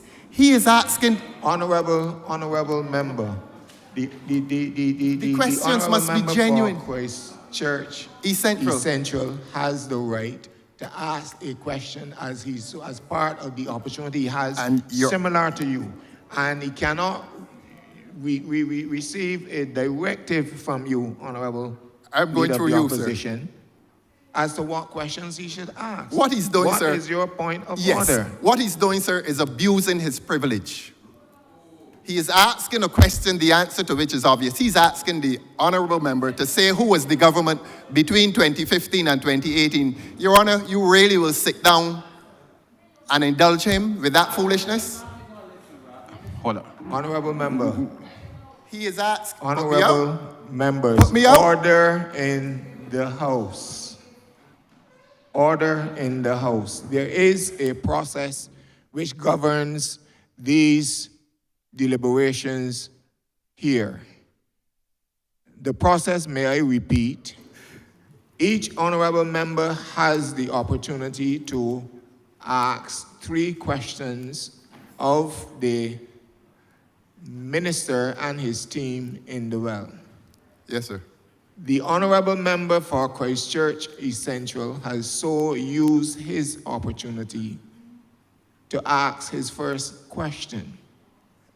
And therefore, I will have to give the opportunity of the honourable minister to respond to that question. It is not subjected, honourable leader of the opposition, as to whether you agree or not, or how you see the question. It is his right. Yes. I'm guided, sir. I'm guided. I was just making the point to you, sir, that you presiding over this occasion will expect that members will not abuse the privilege that they've been given to ask questions, and that what he is asking is not a question, it's a statement. Everybody in Barbados knows who was the government between 2015 and 2018. Honourable member for Christchurch South, that is there's no point of order. That is what you see. No point of order. He is legitimately asked a question. Honourable Minister, you may respond. I'm obliged to you, sir, and I will abide by your ruling. I recognize the difficulty that the honourable member has, and I am sitting here, Mr. Chairman, with my public officers who do tremendous work, and I will not politicize the response, so I am not going to say that it was the Democratic Labour Party. It was the government that existed between 2015 and 2018. They did not pay. Now, Mr. Chair, they did not pay. I am very clear, though, that sometime after the end of May 2018, that payments were made on the arrears owed by government to the National Insurance Scheme. I am also aware, and this may not have been when I was the minister responsible, but I'm also aware that government also recapitalized the unemployment fund of the National Insurance Scheme. And those were some of the things that happened, as far as I'm concerned, as policy lead, that constitute good management of the affairs of the country. When I spoke earlier in response to allegations of theft.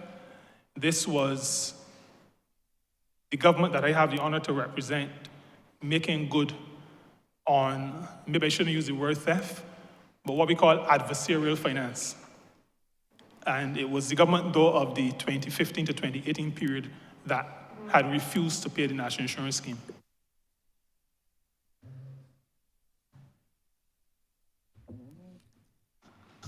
Thank you very much, Honourable Member, for the clarification, because it is, the public needs to be well aware as to the voices that they're hearing in this place.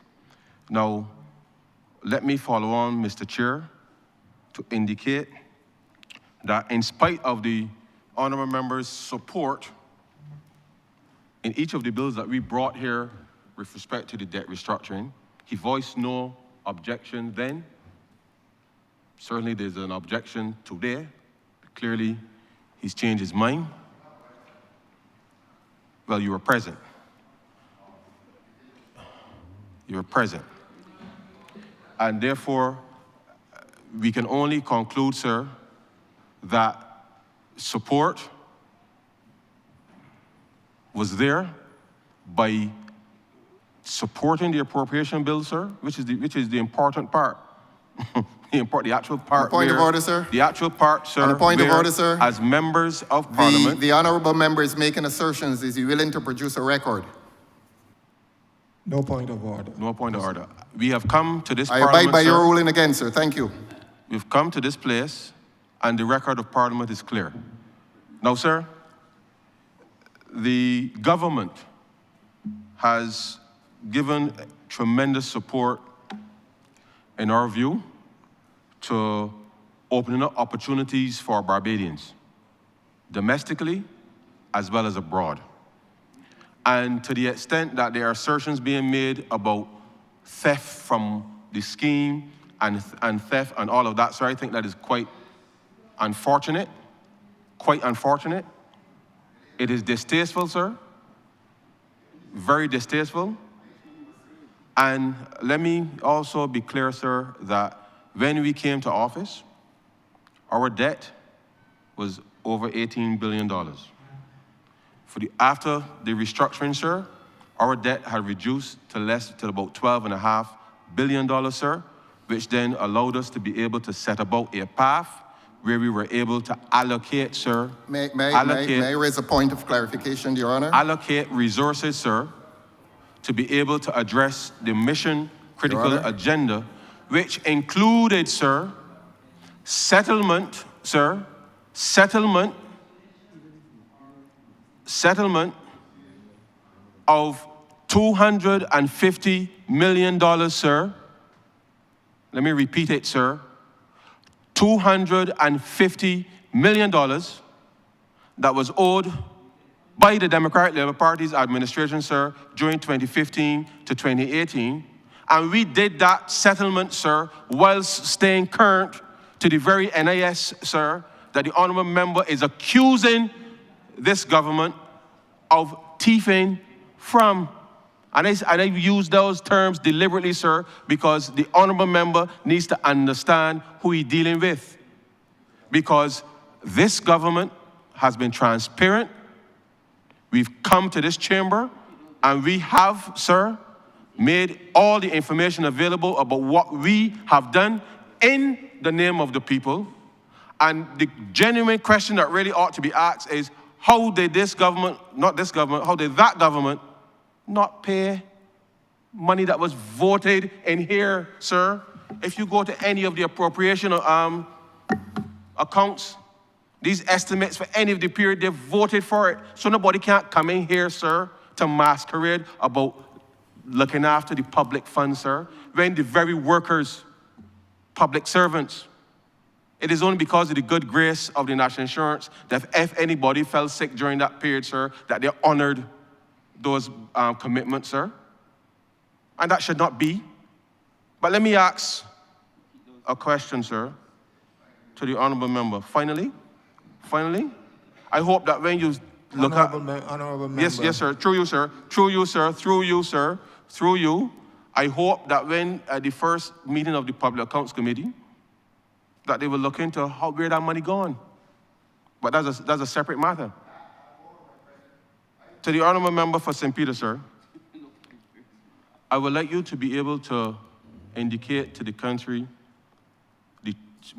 some of the challenges that we'll be having, the opportunities that we are putting in place, not just to be able to provide jobs or mentorship, first jobs for our citizens, but please identify where we are in relation to the rollout of these programs, because it is important to appreciate that given the demographic profile of the country at the moment, that our interventions in relation to the employment opportunities for young people, can you please give an update in relation to the Job Start Plus program, as well as the wider programs in relation to employment that your ministry is undertaking in the interest of ordinary Barbadians?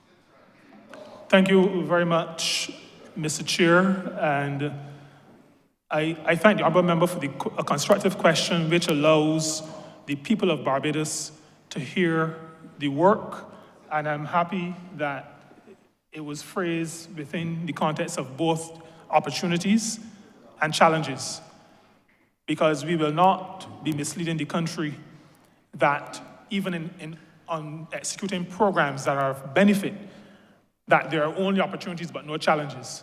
And so this allows us to be able to share with the country, because we are of the view that the public wants to hear from us what it is we are doing outside of the realm of the kind of exchanges that we may have had. So I'll turn to the program manager in our People Development Resource Unit to speak to the Job Start Plus program specifically. Then I'll ask the director of the Barbados Employment and Career Counseling Service to add more broadly on work opportunities.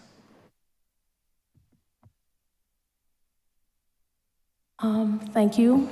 Good morning. In terms of the jobs, Erica Watson, Program Manager of the People Development Program, and is this unit that is responsible for the administration of Job Start Plus, the National First Job Initiative. This program was designed essentially to create opportunities for young persons to gain their first job, or those who had limited work experience to gain up to 1 year work experience.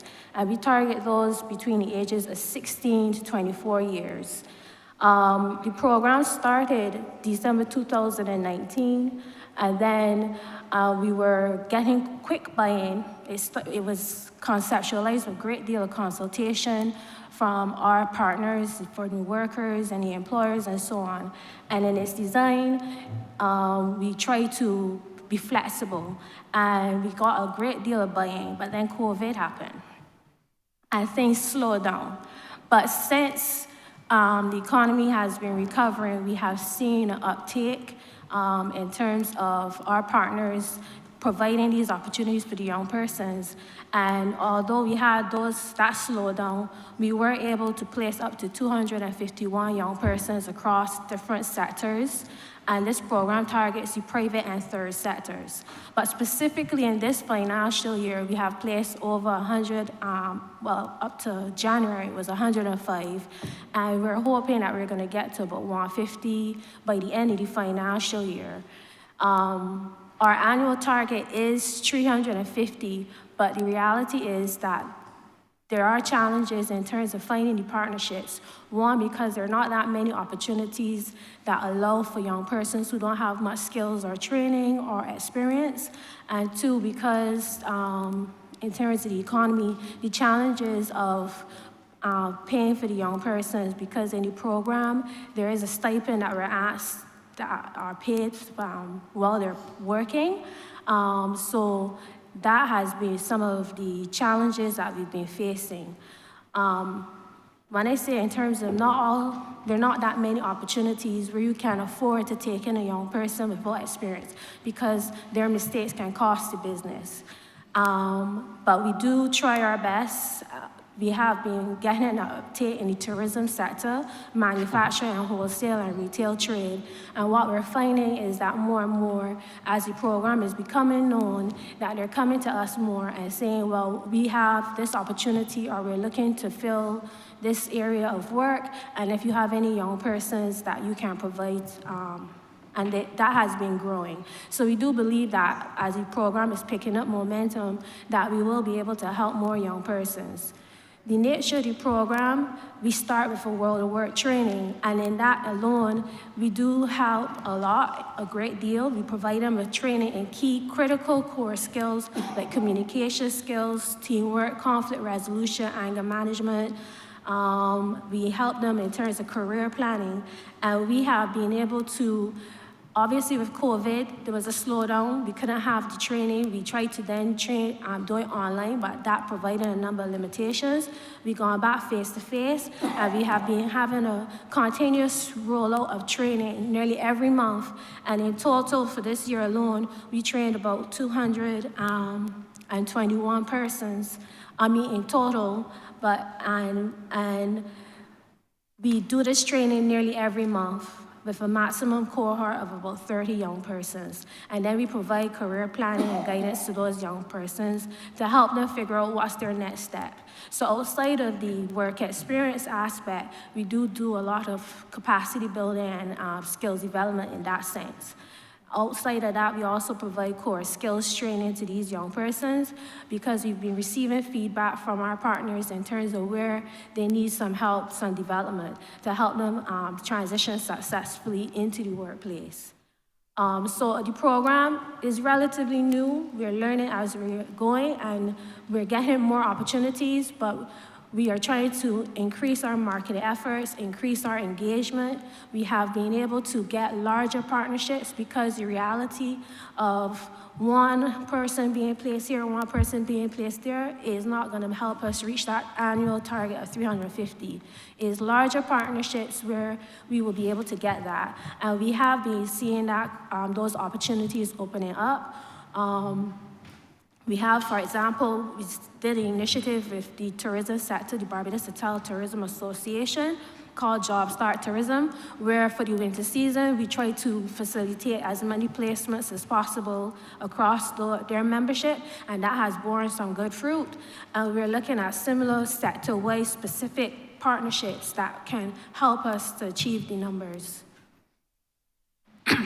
Before the Director of BEX speaks, I'll add to that in our estimates for financial year 2024-25, we've included a sum that will assist with JobStart Plus as a program, but specifically for persons with disabilities. We recognize that there is need for a specific focus. There are certain logistical matters that will need to be adjusted to cater for persons with disabilities, and part of the amount of funds put under our care for the coming financial year includes funds that will allow us to focus on persons with disabilities. Afternoon, Alison Elcott, Barbados Employment and Career Counseling Service. In terms of our external employment programs, traditional markets, the USA and Canada, continue to be where the majority of placements have been. However, we are working towards, both markets, we're working towards expanding the sectors. Right now, it is mostly hospitality and agriculture.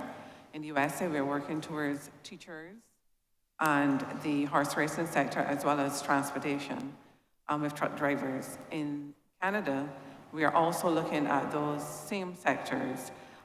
In both cases, we are also looking at work-study programs. There are discussions ongoing with developing partnerships that would allow persons to be able to enroll in educational institutions that would give them the opportunity to expand their skills and at the same time gain a work experience, which obviously then would benefit to, in terms of returning to Barbados. Those are the opportunities that we are pursuing. We're also working with exploring opportunities in the Isle of Man, still in the very early stages of those discussions. In terms of the challenges, one of the major challenges that we have is the limited human resources within the liaison officers in both Canada and USA. given the size of those countries, just having a small staff to reach out to the various provinces and states makes it difficult to be able to take advantage of all of the potential opportunities that's there.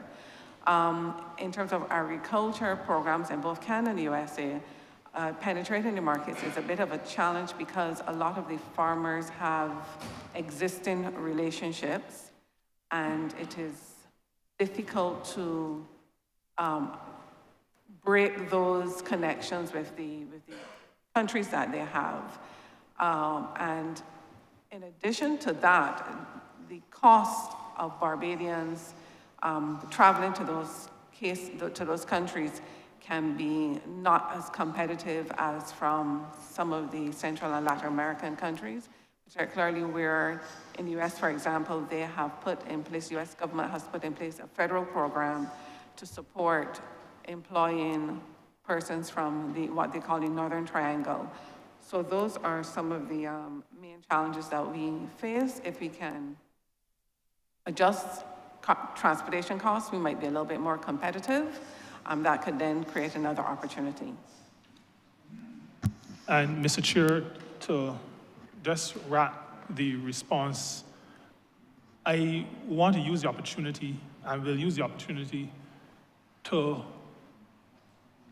say something to wider Barbados that we say to those who we are either sending on as part of the Job Start Plus or as workers overseas. There is sometimes, and maybe too often, a challenge with approach to work, approach to life, interpersonal relations. The program manager spoke to the amount of training that we do. But I want to say to this chamber and to Barbadians, if these programs are going to be successful, those who participate will have to pave a good wicket. If you are included in the program and you quote unquote misbehave, then you make it difficult for the employer to think about engaging further. That happens both locally with Job Start Plus as well as with our overseas programs, and I thought I needed to use the opportunity to say that we've had a few challenges with respect to interpersonal relationships and challenges. We have to make sure, the participants have to make sure that they do not burn down the ladder. They do not burn up the bridge. We have to make sure that we comport and deport ourselves properly so that employers will be willing to continue in these programs. Thank you very much, Minister. I really must commend you for your patience. And I recognize that our exchanges this morning here have been quite spicy, but I would indicate that part of the challenges that perhaps some of the employers face with respect to this program that the Barbados Labour Party conceived, some of their challenges was because of the $1.9 billion that was owed to a range of businesses from the last administration, therefore making it particularly challenging to see the kind of success that we had initially envisaged, because at that time, and I want to make it clear through you, Mr. Chair, when we came to government trying to rescue this country, that this specific intervention that I just asked about in my previous question was one of the mission-critical, part of the mission-critical agenda, because we recognized that there was a lack of opportunity within the context of the economy, domestic economy, for employment. And as much as we have set a program in place to settle, sir, settle the monies that were owed to the private sector, and businesses and individuals, sir, people were quite hesitant because as far as people are concerned, it's the government. And if the government didn't pay me before, sir, they weren't sure how they were going to be paid moving forward. So I know that now that we have settled, point of order. now that we have settled. Your Honor, point of order, sir. What does this have to do with the portfolio of labor? Your Honor, that's my intervention. What does this speech have to do with labor? The honourable member for St. Peter has already declined to answer on matters of finance. No point of order. Proceed, honourable member. Again, sir, you see, and this is leading into my third question, because if you don't understand, sir, policy coherence, sir, policy coherence, sir, no wonder people are left scratching their heads at the end of any term of the Democratic Labour Party, sir, because He's there's no addressing me or policy you, sir? coherence, sir. The reality of it, sir, is the lack of success in getting people to take on young people for opportunities, sir, is because of their experience with the previous administration with being paid. And they were effectively financially embarrassed. So I know that now that we have settled that, sir, and we've gotten past COVID, I hope that the ministry will be able now to be able to go and re-engage in a much more substantive way, given that those things have been settled, which would allow the very small businesses to provide a small opportunity. I know the honourable member may not be aware of those types of things, because it is clear that that party has long left the Labour part out of their conception. But this is a very important program, sir, an important program for government's BERT agenda. And I segue into the Labour clauses discussion, because just to remind the chamber, sir, that tax policy, yes, is the domain of the Ministry of Finance, sir. It is. However, as government, we delegate and liaise with certain ministries who are direct contacts in relation to the specific suite of incentives or whatever that may be afforded to participants within those sectors. But in each and every sector, sir, whether it's agriculture, whether it is tourism, whether it is manufacturing, sir, whether it is what was international business or any other thing, sir, the one thing that is cross-cutting, sir, across all of those is labor. It is labor, sir. And I thought it was pellucidly clear, certainly to me, made by the honourable member for St. Peter, as to what the intent of this government was. But I will ask him to just bear with me, because I know that it is the Lenten season. You have demonstrated a huge amount of patience so far, honourable member for St. Peter. So I would beg your indulgence, honourable member, to please explain to this honourable chamber, once again, and for the benefit of the country, why this Barbados Labour Party, in the interest of ordinary people, has set about a path to ensure that our tax policy, our labour policy, our investment policy is not just conducive, but consistent with this party's mandate, sir, of enfranchising people and making sure that ordinary people in this country, sir, can earn a decent living, be able to support their families, and not have to worry, sir, about people taking advantage of their position in terms of the labor that they provide. I thank you, sir. Thank you very much, honourable member. I started my initial remarks speaking to social and economic, because it is sometimes easy to think of the ministry responsible for labor as concerned only with social and not appreciating the intersection and the intersectionality of our approach. The honourable member chair used the term coherence, and as a Ministry of Labour, since the middle of 2018, we have taken the view that all of government must speak to the mission of government, so that, given our very deep roots with respect to workers' rights, the fact that we came out, we were formed, we were birthed out of the 1937 uprising, we have never lost sight of that. And we've come to office to re-engage, because we had been out of office for quite, for 10 years. We came to office to re-engage, and one of the principles underlying the re-engagement is to make sure that all of our economic and social policies are going in the same direction, that they're working in harmony. And that is why it was not difficult for us first to, with respect to labor clauses, to establish rates of pay and conditions of work in the construction sector. It was not difficult because construction is a major component of economic activity, and it is one that we encourage.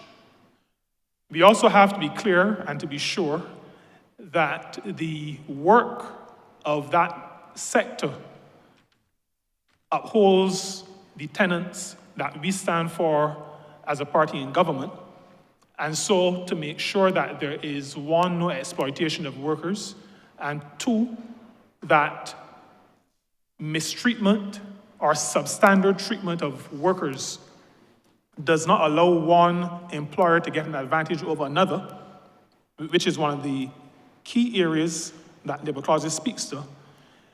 We came together with our social partners and set the rates and establish conditions of work minimum for the industry. We did it, like I indicated earlier, after full consultation.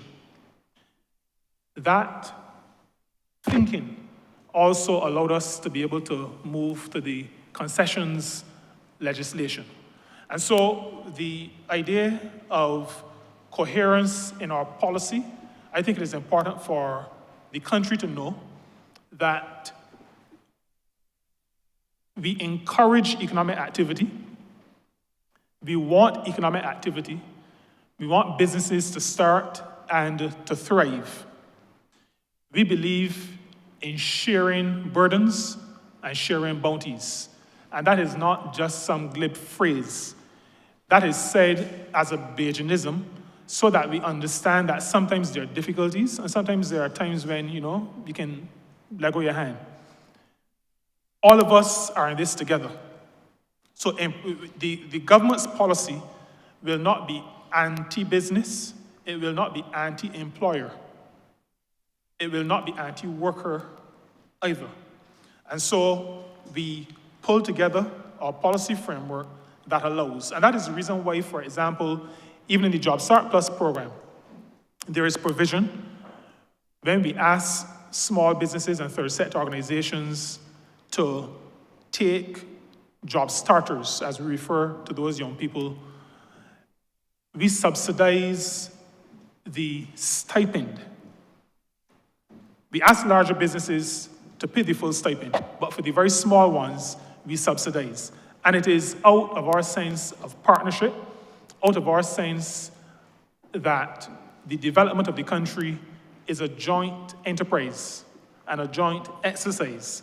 And so we work together, both to build businesses, to build workers, and to make sure that one does not benefit at the expense of the other.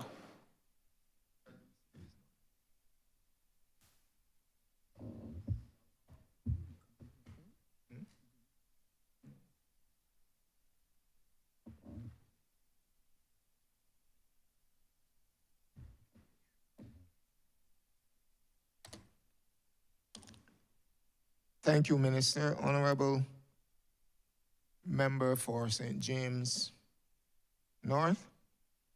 Sorry, for Christchurch East. I defer to age, Mr. Chair. Honourable Member for St. James North.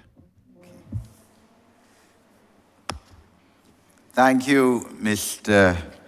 Chairman, and thank you, Honourable Member for Christchurch East Central. To firstly follow on, Honourable Minister, from the response of your program manager in terms of speaking of the Job Start program.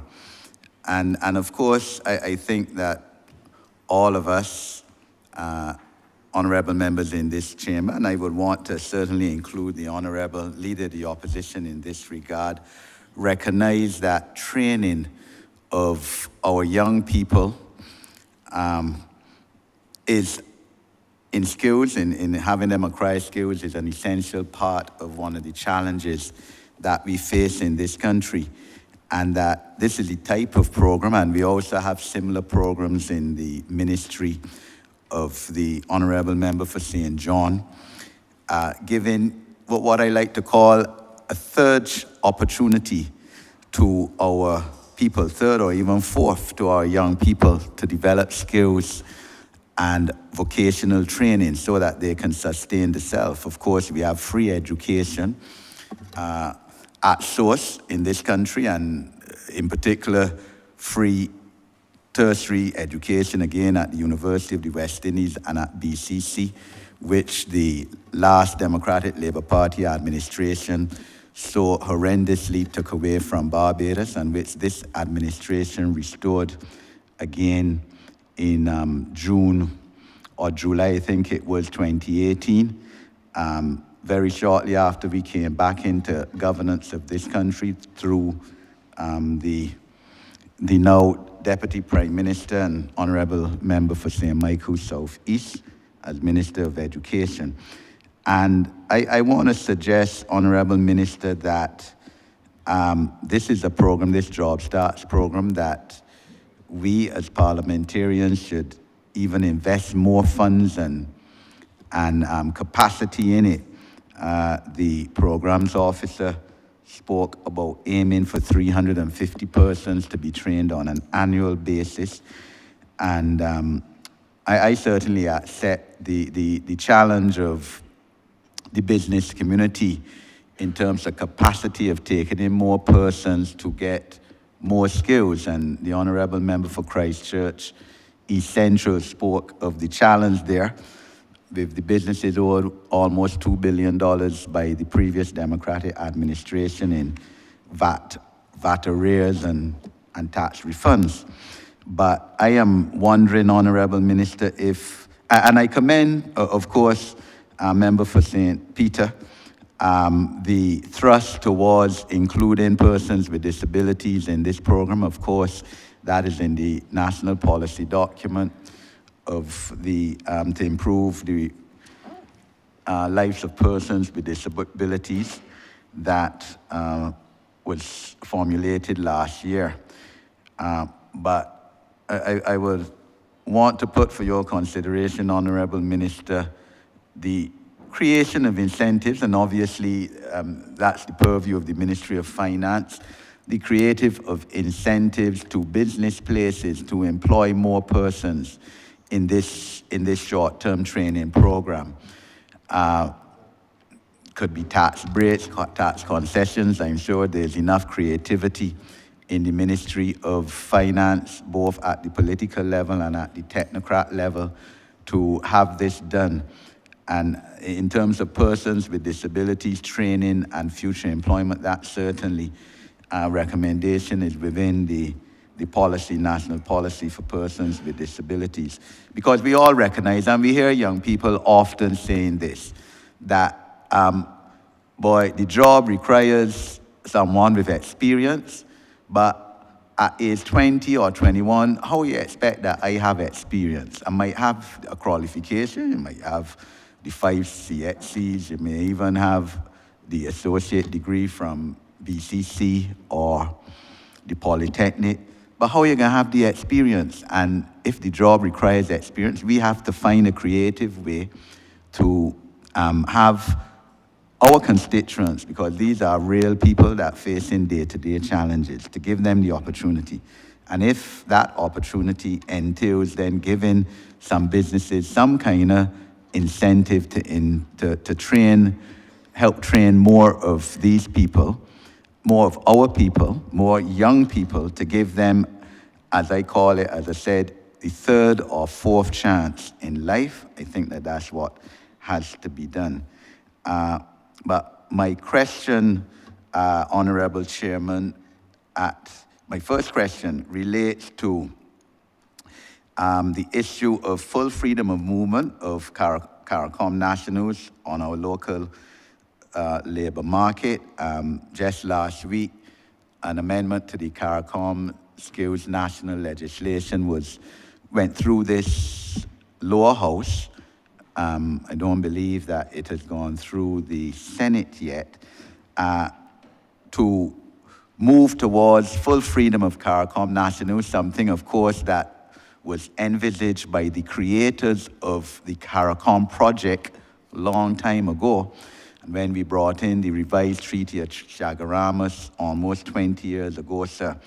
And we know, sir, that Barbados has benefited more than any other country in terms of foreign exchange earnings from other CARICOM nations, in terms of our exports exceeding imports from other CARICOM nations, and in terms of goods, but also in terms of services, sir.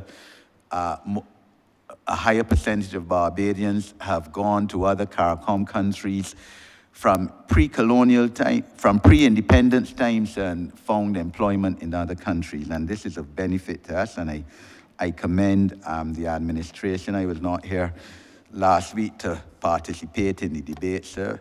I was overseas, but I saw, for example, the Honourable Leader of the Opposition speak towards the impact of labor, how this amendment would impact labor, sir, in Barbados. And sir, there's no question of that, because the Caribbean Congress of Labour has been involved in these discussions from the start of this CARICOM project, sir. So I'm not sure that the Honourable Leader of Opposition was aware of that fact. But Honourable Minister, how do you see, you may wish to comment on my first part in terms of increasing the capacity by creative means for the Job Start program, but also I wish to give you the opportunity to inform the people of Barbados through this Parliament, sir, the impact of full freedom of movement, CARICOM nationals, on our local labour market, and how, sir, it would benefit our people, our citizens, and you know, especially within the context of a situation where right now we have to be importing people even from Colombia, sir, whose first language is not English, to assist in the construction industry, for example. I thank you, Honourable Chairman. Thank you very much, Honourable Member. With respect to the first question on incentives for employers, we have had discussions on this matter. I indicated earlier that we do participate in the provision of stipends for third sector organizations, as well as very small businesses, sole traders, tradespersons, craftspersons. Government participates in assisting in providing stipends for persons employed in those areas. With respect to those in larger businesses who could take larger numbers of persons, we do have a challenge.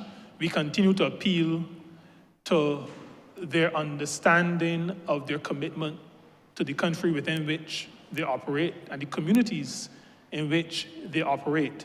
But we have not taken our minds away from the development of some suitable incentive if all else fails. So I want to give the assurance that the ministry is pursuing engagement and is keeping all of its options open with respect to maximizing the number of young people who participate in the program, knowing that there may come the time where even larger businesses that we would maybe intuitively think should be engaging persons almost automatically, we have to reach out to them. We have to make sure that this works. I also want, in answering or speaking to that, mention, because the Honourable Member spoke to training, and I'm going to use that to come to free movement, but particularly with construction, which is the area mentioned by the Honourable Member.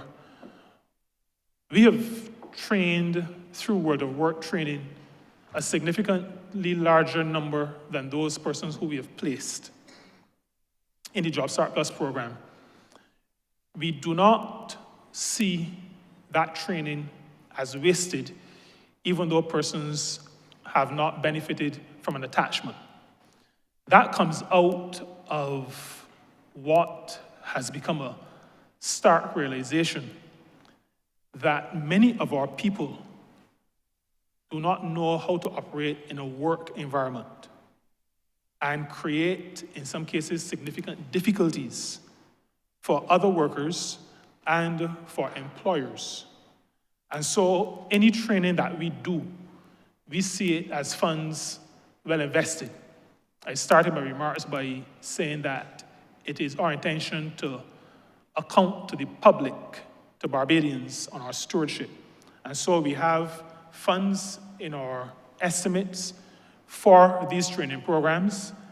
And in spite of the fact that we may not be able, or so far, we have not been able to place the 350 per year as is our goal, we continue resolutely on our word of work training, on our psychosocial counseling, so that young people, whenever the opportunities arise, will be able to take effective grasp of those opportunities. Now, those opportunities, sorry, not those opportunities, those mindsets really came to the fore in a consultation we had a few weeks ago, about 3 weeks ago, with the construction sector. And in that sector, there is a cry across size of entities about the quality of worker. With respect to skill level, but I think maybe either just as importantly or slightly more importantly, the approach to work. And one of the colleagues here was in that meeting as well. So that is something we have to deal with. But in construction, we've seen, as the Honourable Member indicated, persons from South American countries being involved. And that is because while there are persons in Barbados who are not employed, many of those persons do not want particular jobs. And so even if there are jobs available in specific areas, they are not taking advantage of the opportunities. The Ministry of Labour's philosophy is grounded in a regional philosophy. It understands that Barbados is part of a Caribbean civilization. It recognizes that Barbados cannot develop to its full potential on its own. And so the engaging at the level of free movement across the region, we believe will be beneficial not only to us, but beneficial to the rest of the region. Much of our trade is with the region. When I was wearing another hat previous to being a member of parliament, our fourth largest source market for arrivals, visitor arrivals, was the Caribbean. And so there is a symbiotic relationship that we have to do our part as the ministry responsible for labor and the rest of our portfolio to make sure happens. Now, in that regard, as we speak to rights of persons, have been developing, and the Chief Labour Officer has been leading on this, revising a migrant labor protocol so that we are clear as to the rights, as to responsibilities, as to protections for persons who are coming to our shores. We do not envisage in our ministry that there will be, for example, an emptying out of a neighboring country and all the persons coming to Barbados. We know what the situation is with respect to Haiti, and I think the chamber knows, and maybe some in the public do, know that Haiti is not part of this iteration of full free movement.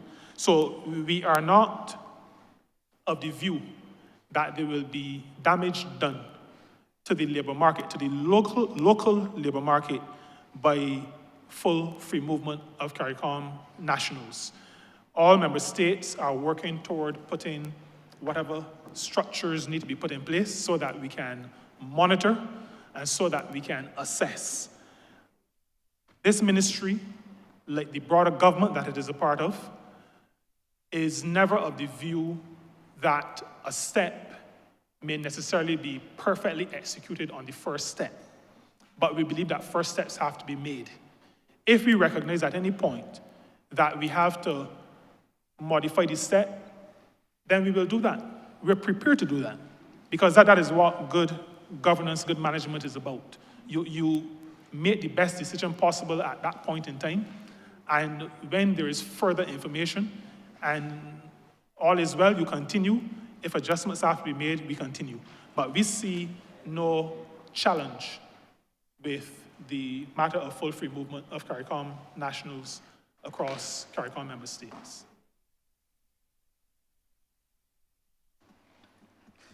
Thank you, Honourable Minister, and I wish to place on record, my agreement with the thrust of the Job Start or Job First program in terms of its course, as enunciated by the program manager. Cohorts such as anger management, conflict resolution, teamwork, proper attitude towards work. All those are so important in today's age. The honourable members, especially of the city and St. John, attended the opening of a very similar program that I have and I'm conducting right now every Saturday among my constituents through my foundation, the Clarkson Foundation Inc. That's what we've been doing for the last 10 years because these are so important, and I think the Honourable Minister of Education as well would agree because I know that her ministry within its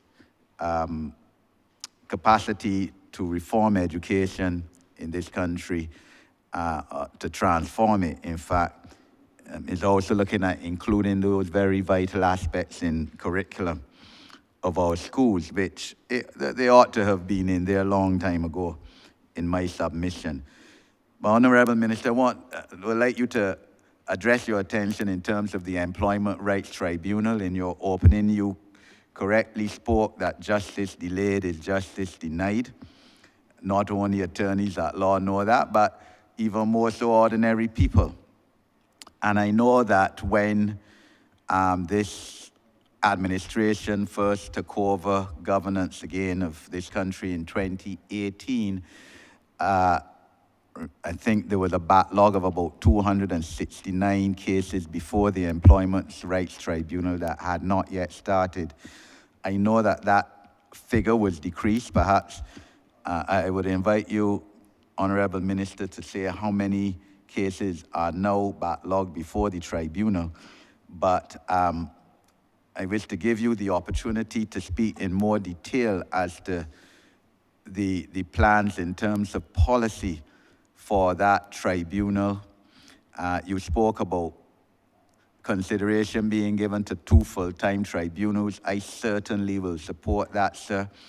It is difficult to have just part-time attorneys, full-time, attorneys at law who are in practice, being chairpersons of these tribunals. And of course, the legislation says that the chair, correctly so, has to be an attorney at law of at least 7 years experience. And I speak as well as a former chairman, long time ago, 30 years ago, of Severance Payments Tribunal.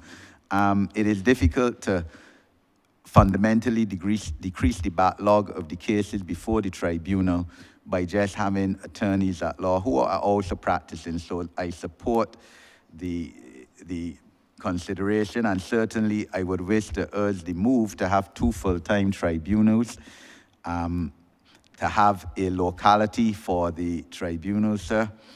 And we know that the immediate past chairman of the tribunal spoke publicly on that need. to give support in terms of the technical aspect to these tribunals, because they're so important. Someone who has been allegedly unfairly dismissed from their employment, they're out of work for a good few months, they need compensation. And they not only need a judgment by the tribunal in their favor if the facts on the balance of probability so lend themselves towards, but they need the award too. So question of enforceability of the award needs to be looked at within a 2 or 3 month period, sir. And if the award isn't paid within that time, interest to accrue on the quantum of the award. We know that the tribunal is without an appointed chairman. So I'm assuming, sir, and I give you the opportunity to speak towards that when chairman, substantive chairman, may be appointed, so that the work of what is an extremely important tribunal within the legislation, it has the power and authority of the magistrate's court, can be running at full speed again, and where the matters, claims of our constituents before this tribunal for wrongful dismissal could be adjudicated on, and where appropriate, our constituents can be paid their just compensation under the legislation. Thank you, Mr. Speaker. Mr. Chairman, and one more intervention after this. Thank you, Mr. Chair. Thank you, Honourable Member. That was quite a long one. So I'm going to answer what I think is the essence of what you were referring to. I think at the beginning you spoke to the need, but maybe this was not your question, but it gives me an opportunity to say something.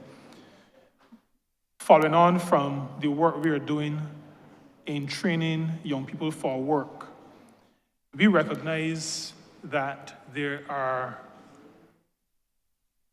psychosocial issues, and it seems some mental health issues as well. And in addition to the work being done by the unit with this training, we've also reached out to the Ministry of Education, the ministry responsible for education, and members of our faith-based organizations have, for some years now, volunteered their services, and we are awaiting the Ministry of Education's finalizing of the terms, the structure, how this will work. But it is absolutely important, and I think it's necessary to actually mention it here.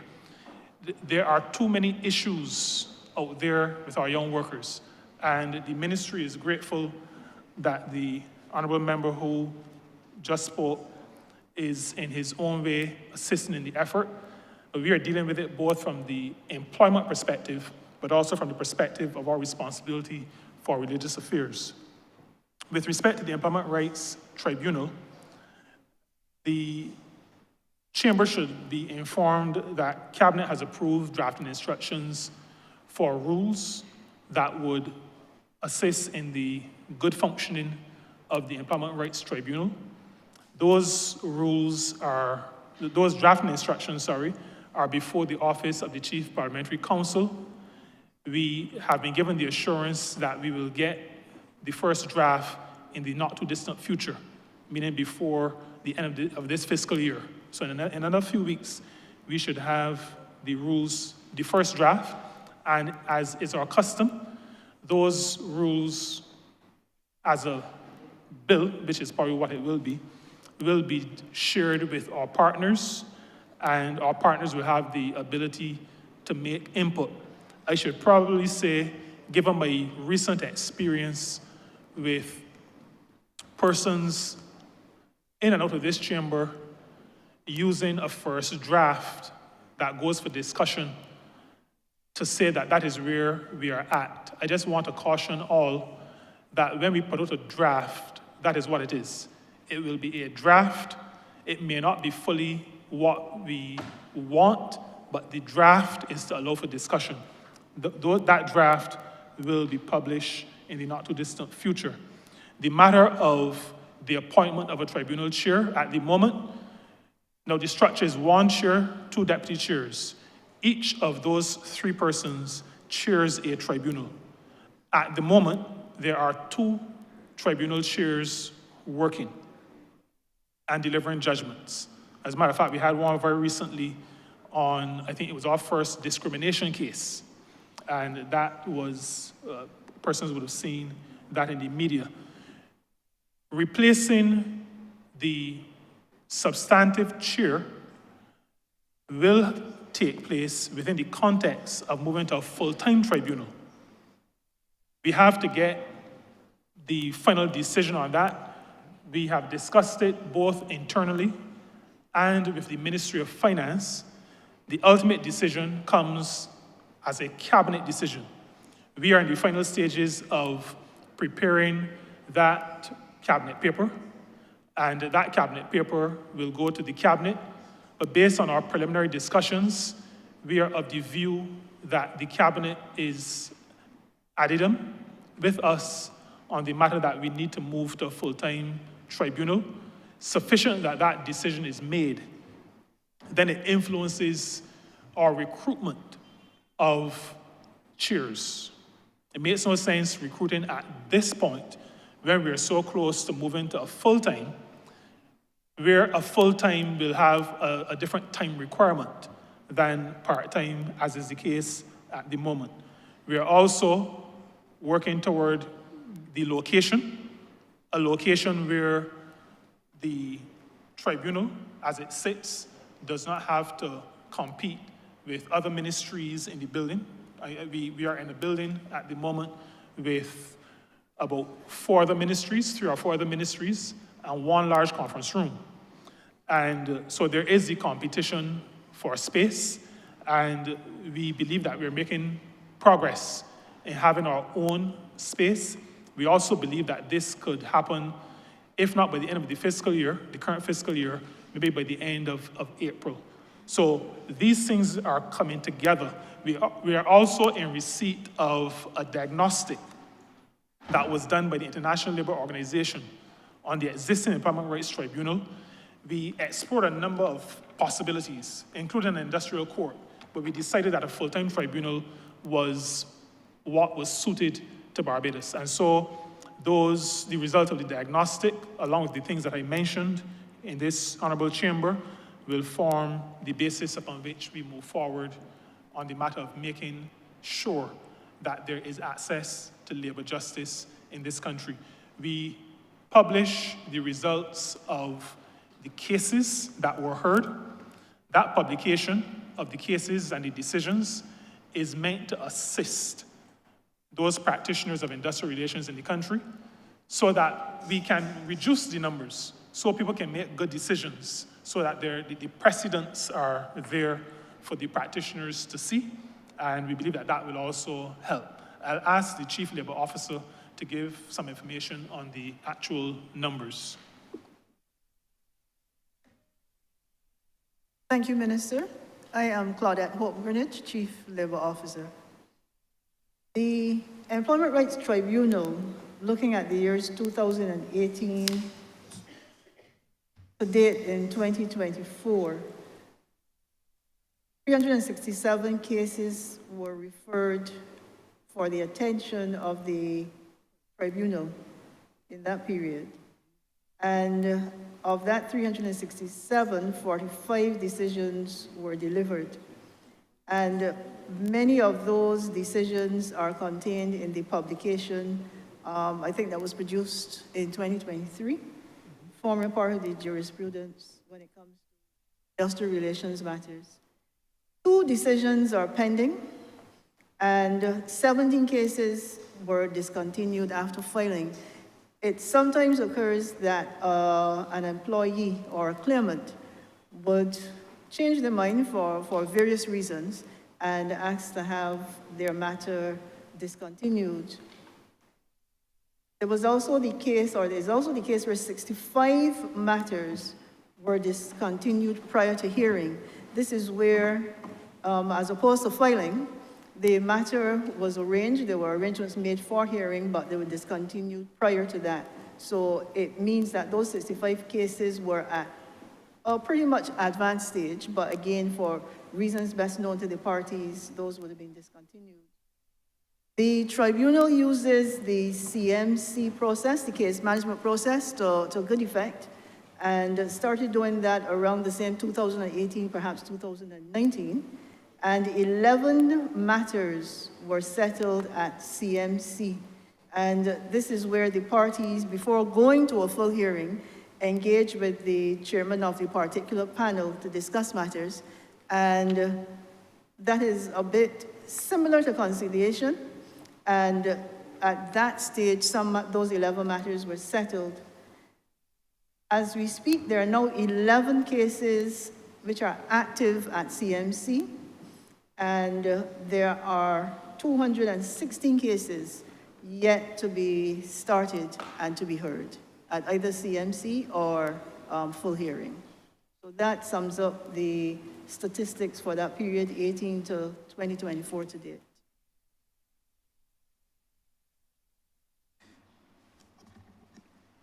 Thank you, Honourable Minister and Chief Labour Officer.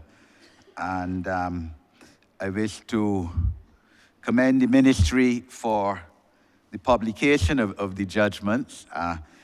It constitutes a sound formulation of what essentially the case law before the tribunal is. I took the opportunity on one of my flights, very long flights recently, to read the judgments, and I must say that they were essentially, and in a large part, quite sound.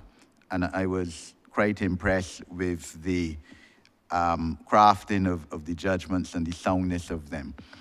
And finally, Honourable Minister, I wish to speak on the third sector aspect of your ministry and the issue of outreach for philanthropic contributions from members of our diaspora in the developed world. Very important. We all know that remittances to developing countries, CARICOM countries, and ours, by our citizens and by the children of our citizens in developed countries, England, Canada, America, make up a significant aspect of our foreign exchange earnings, our gross domestic product, that barrels sent down and actual monies sent down by our relatives assist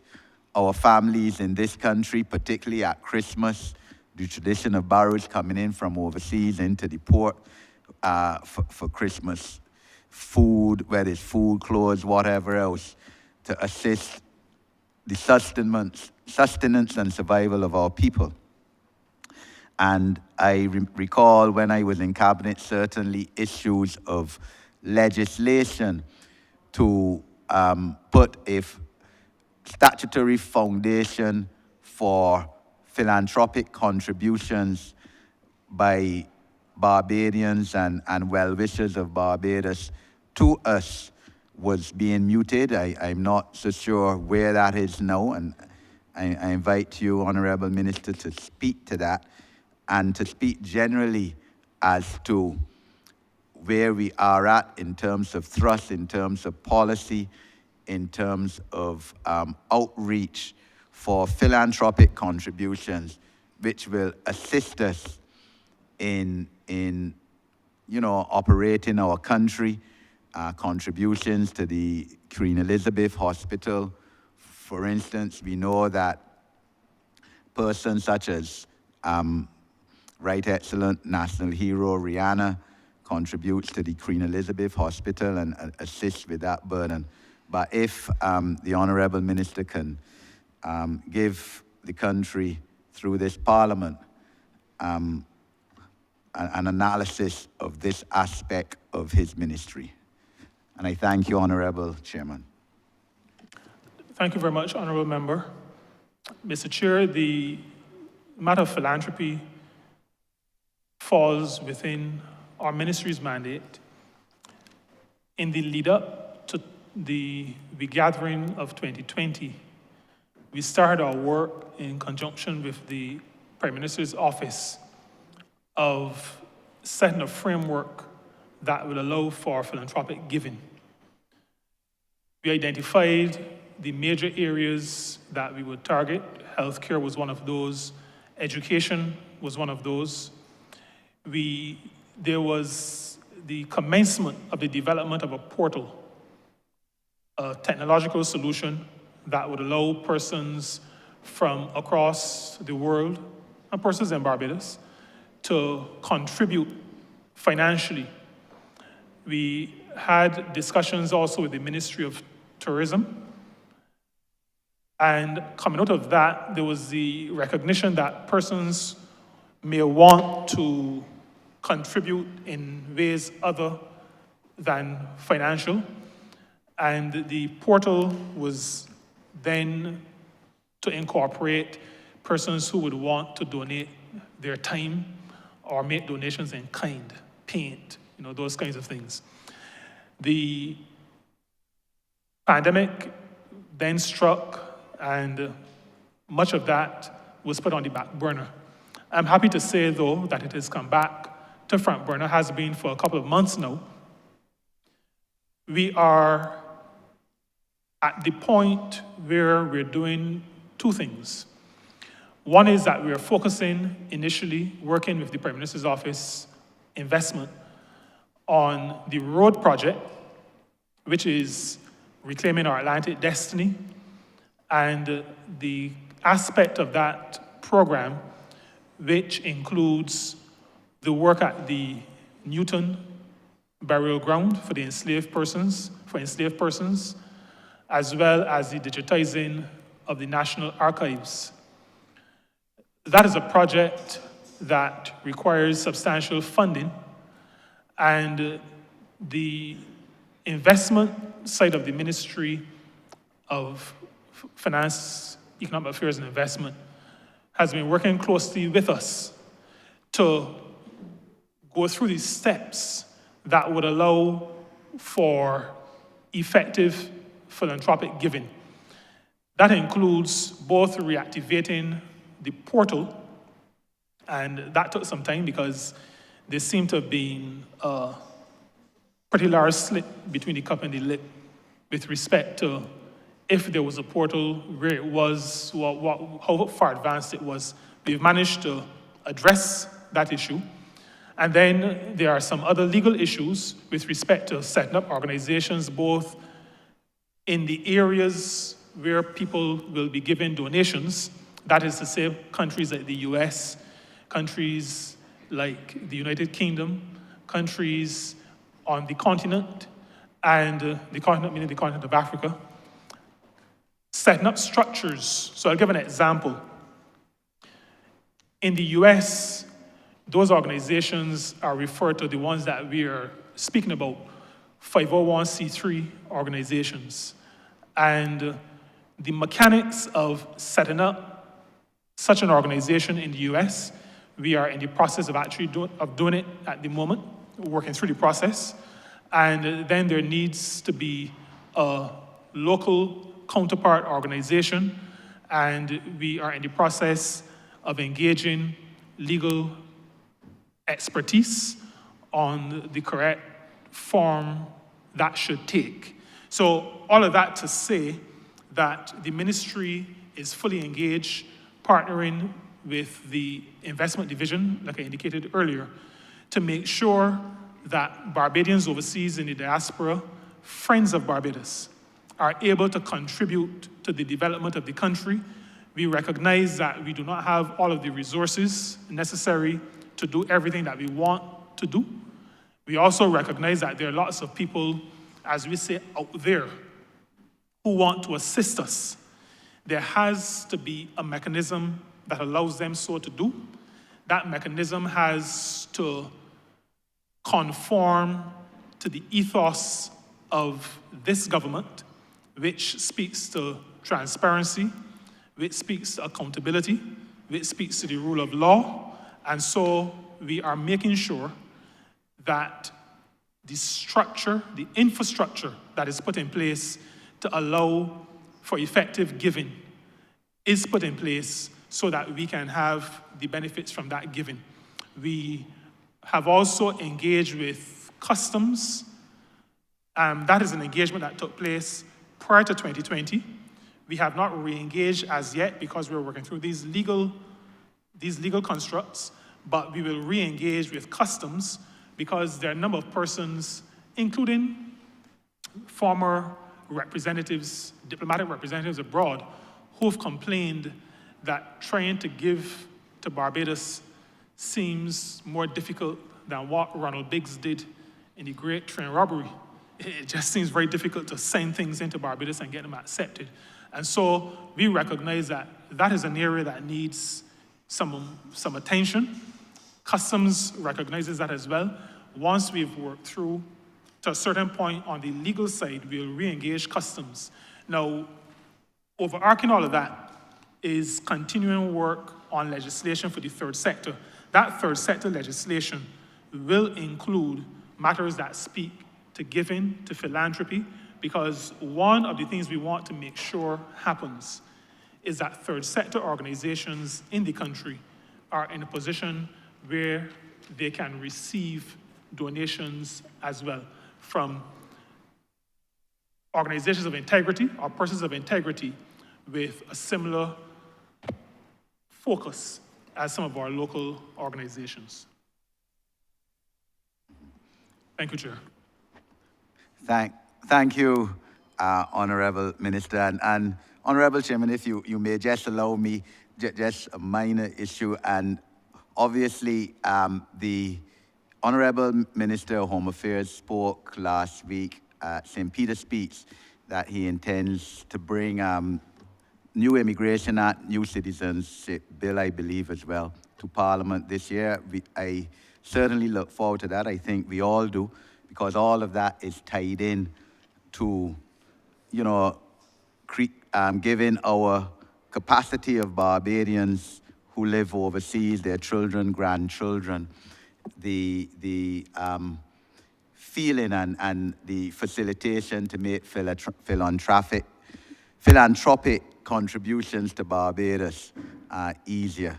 Because as you said correctly, Honourable Minister, the impression is given that it is quite difficult and challenging to do so because of the red tape that we have right now.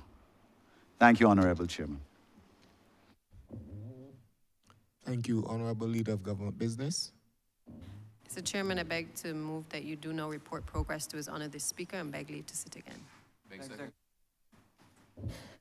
The question is that I do now report progress to His Honour the Speaker and beg to leave to sit again. All honourable members in favour, say aye.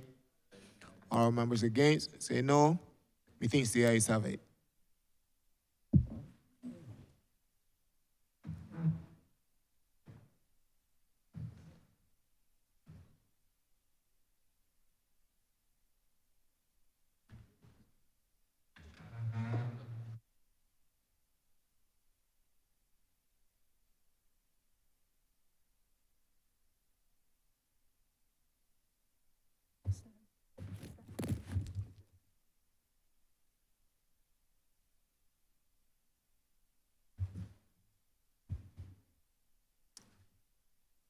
Honourable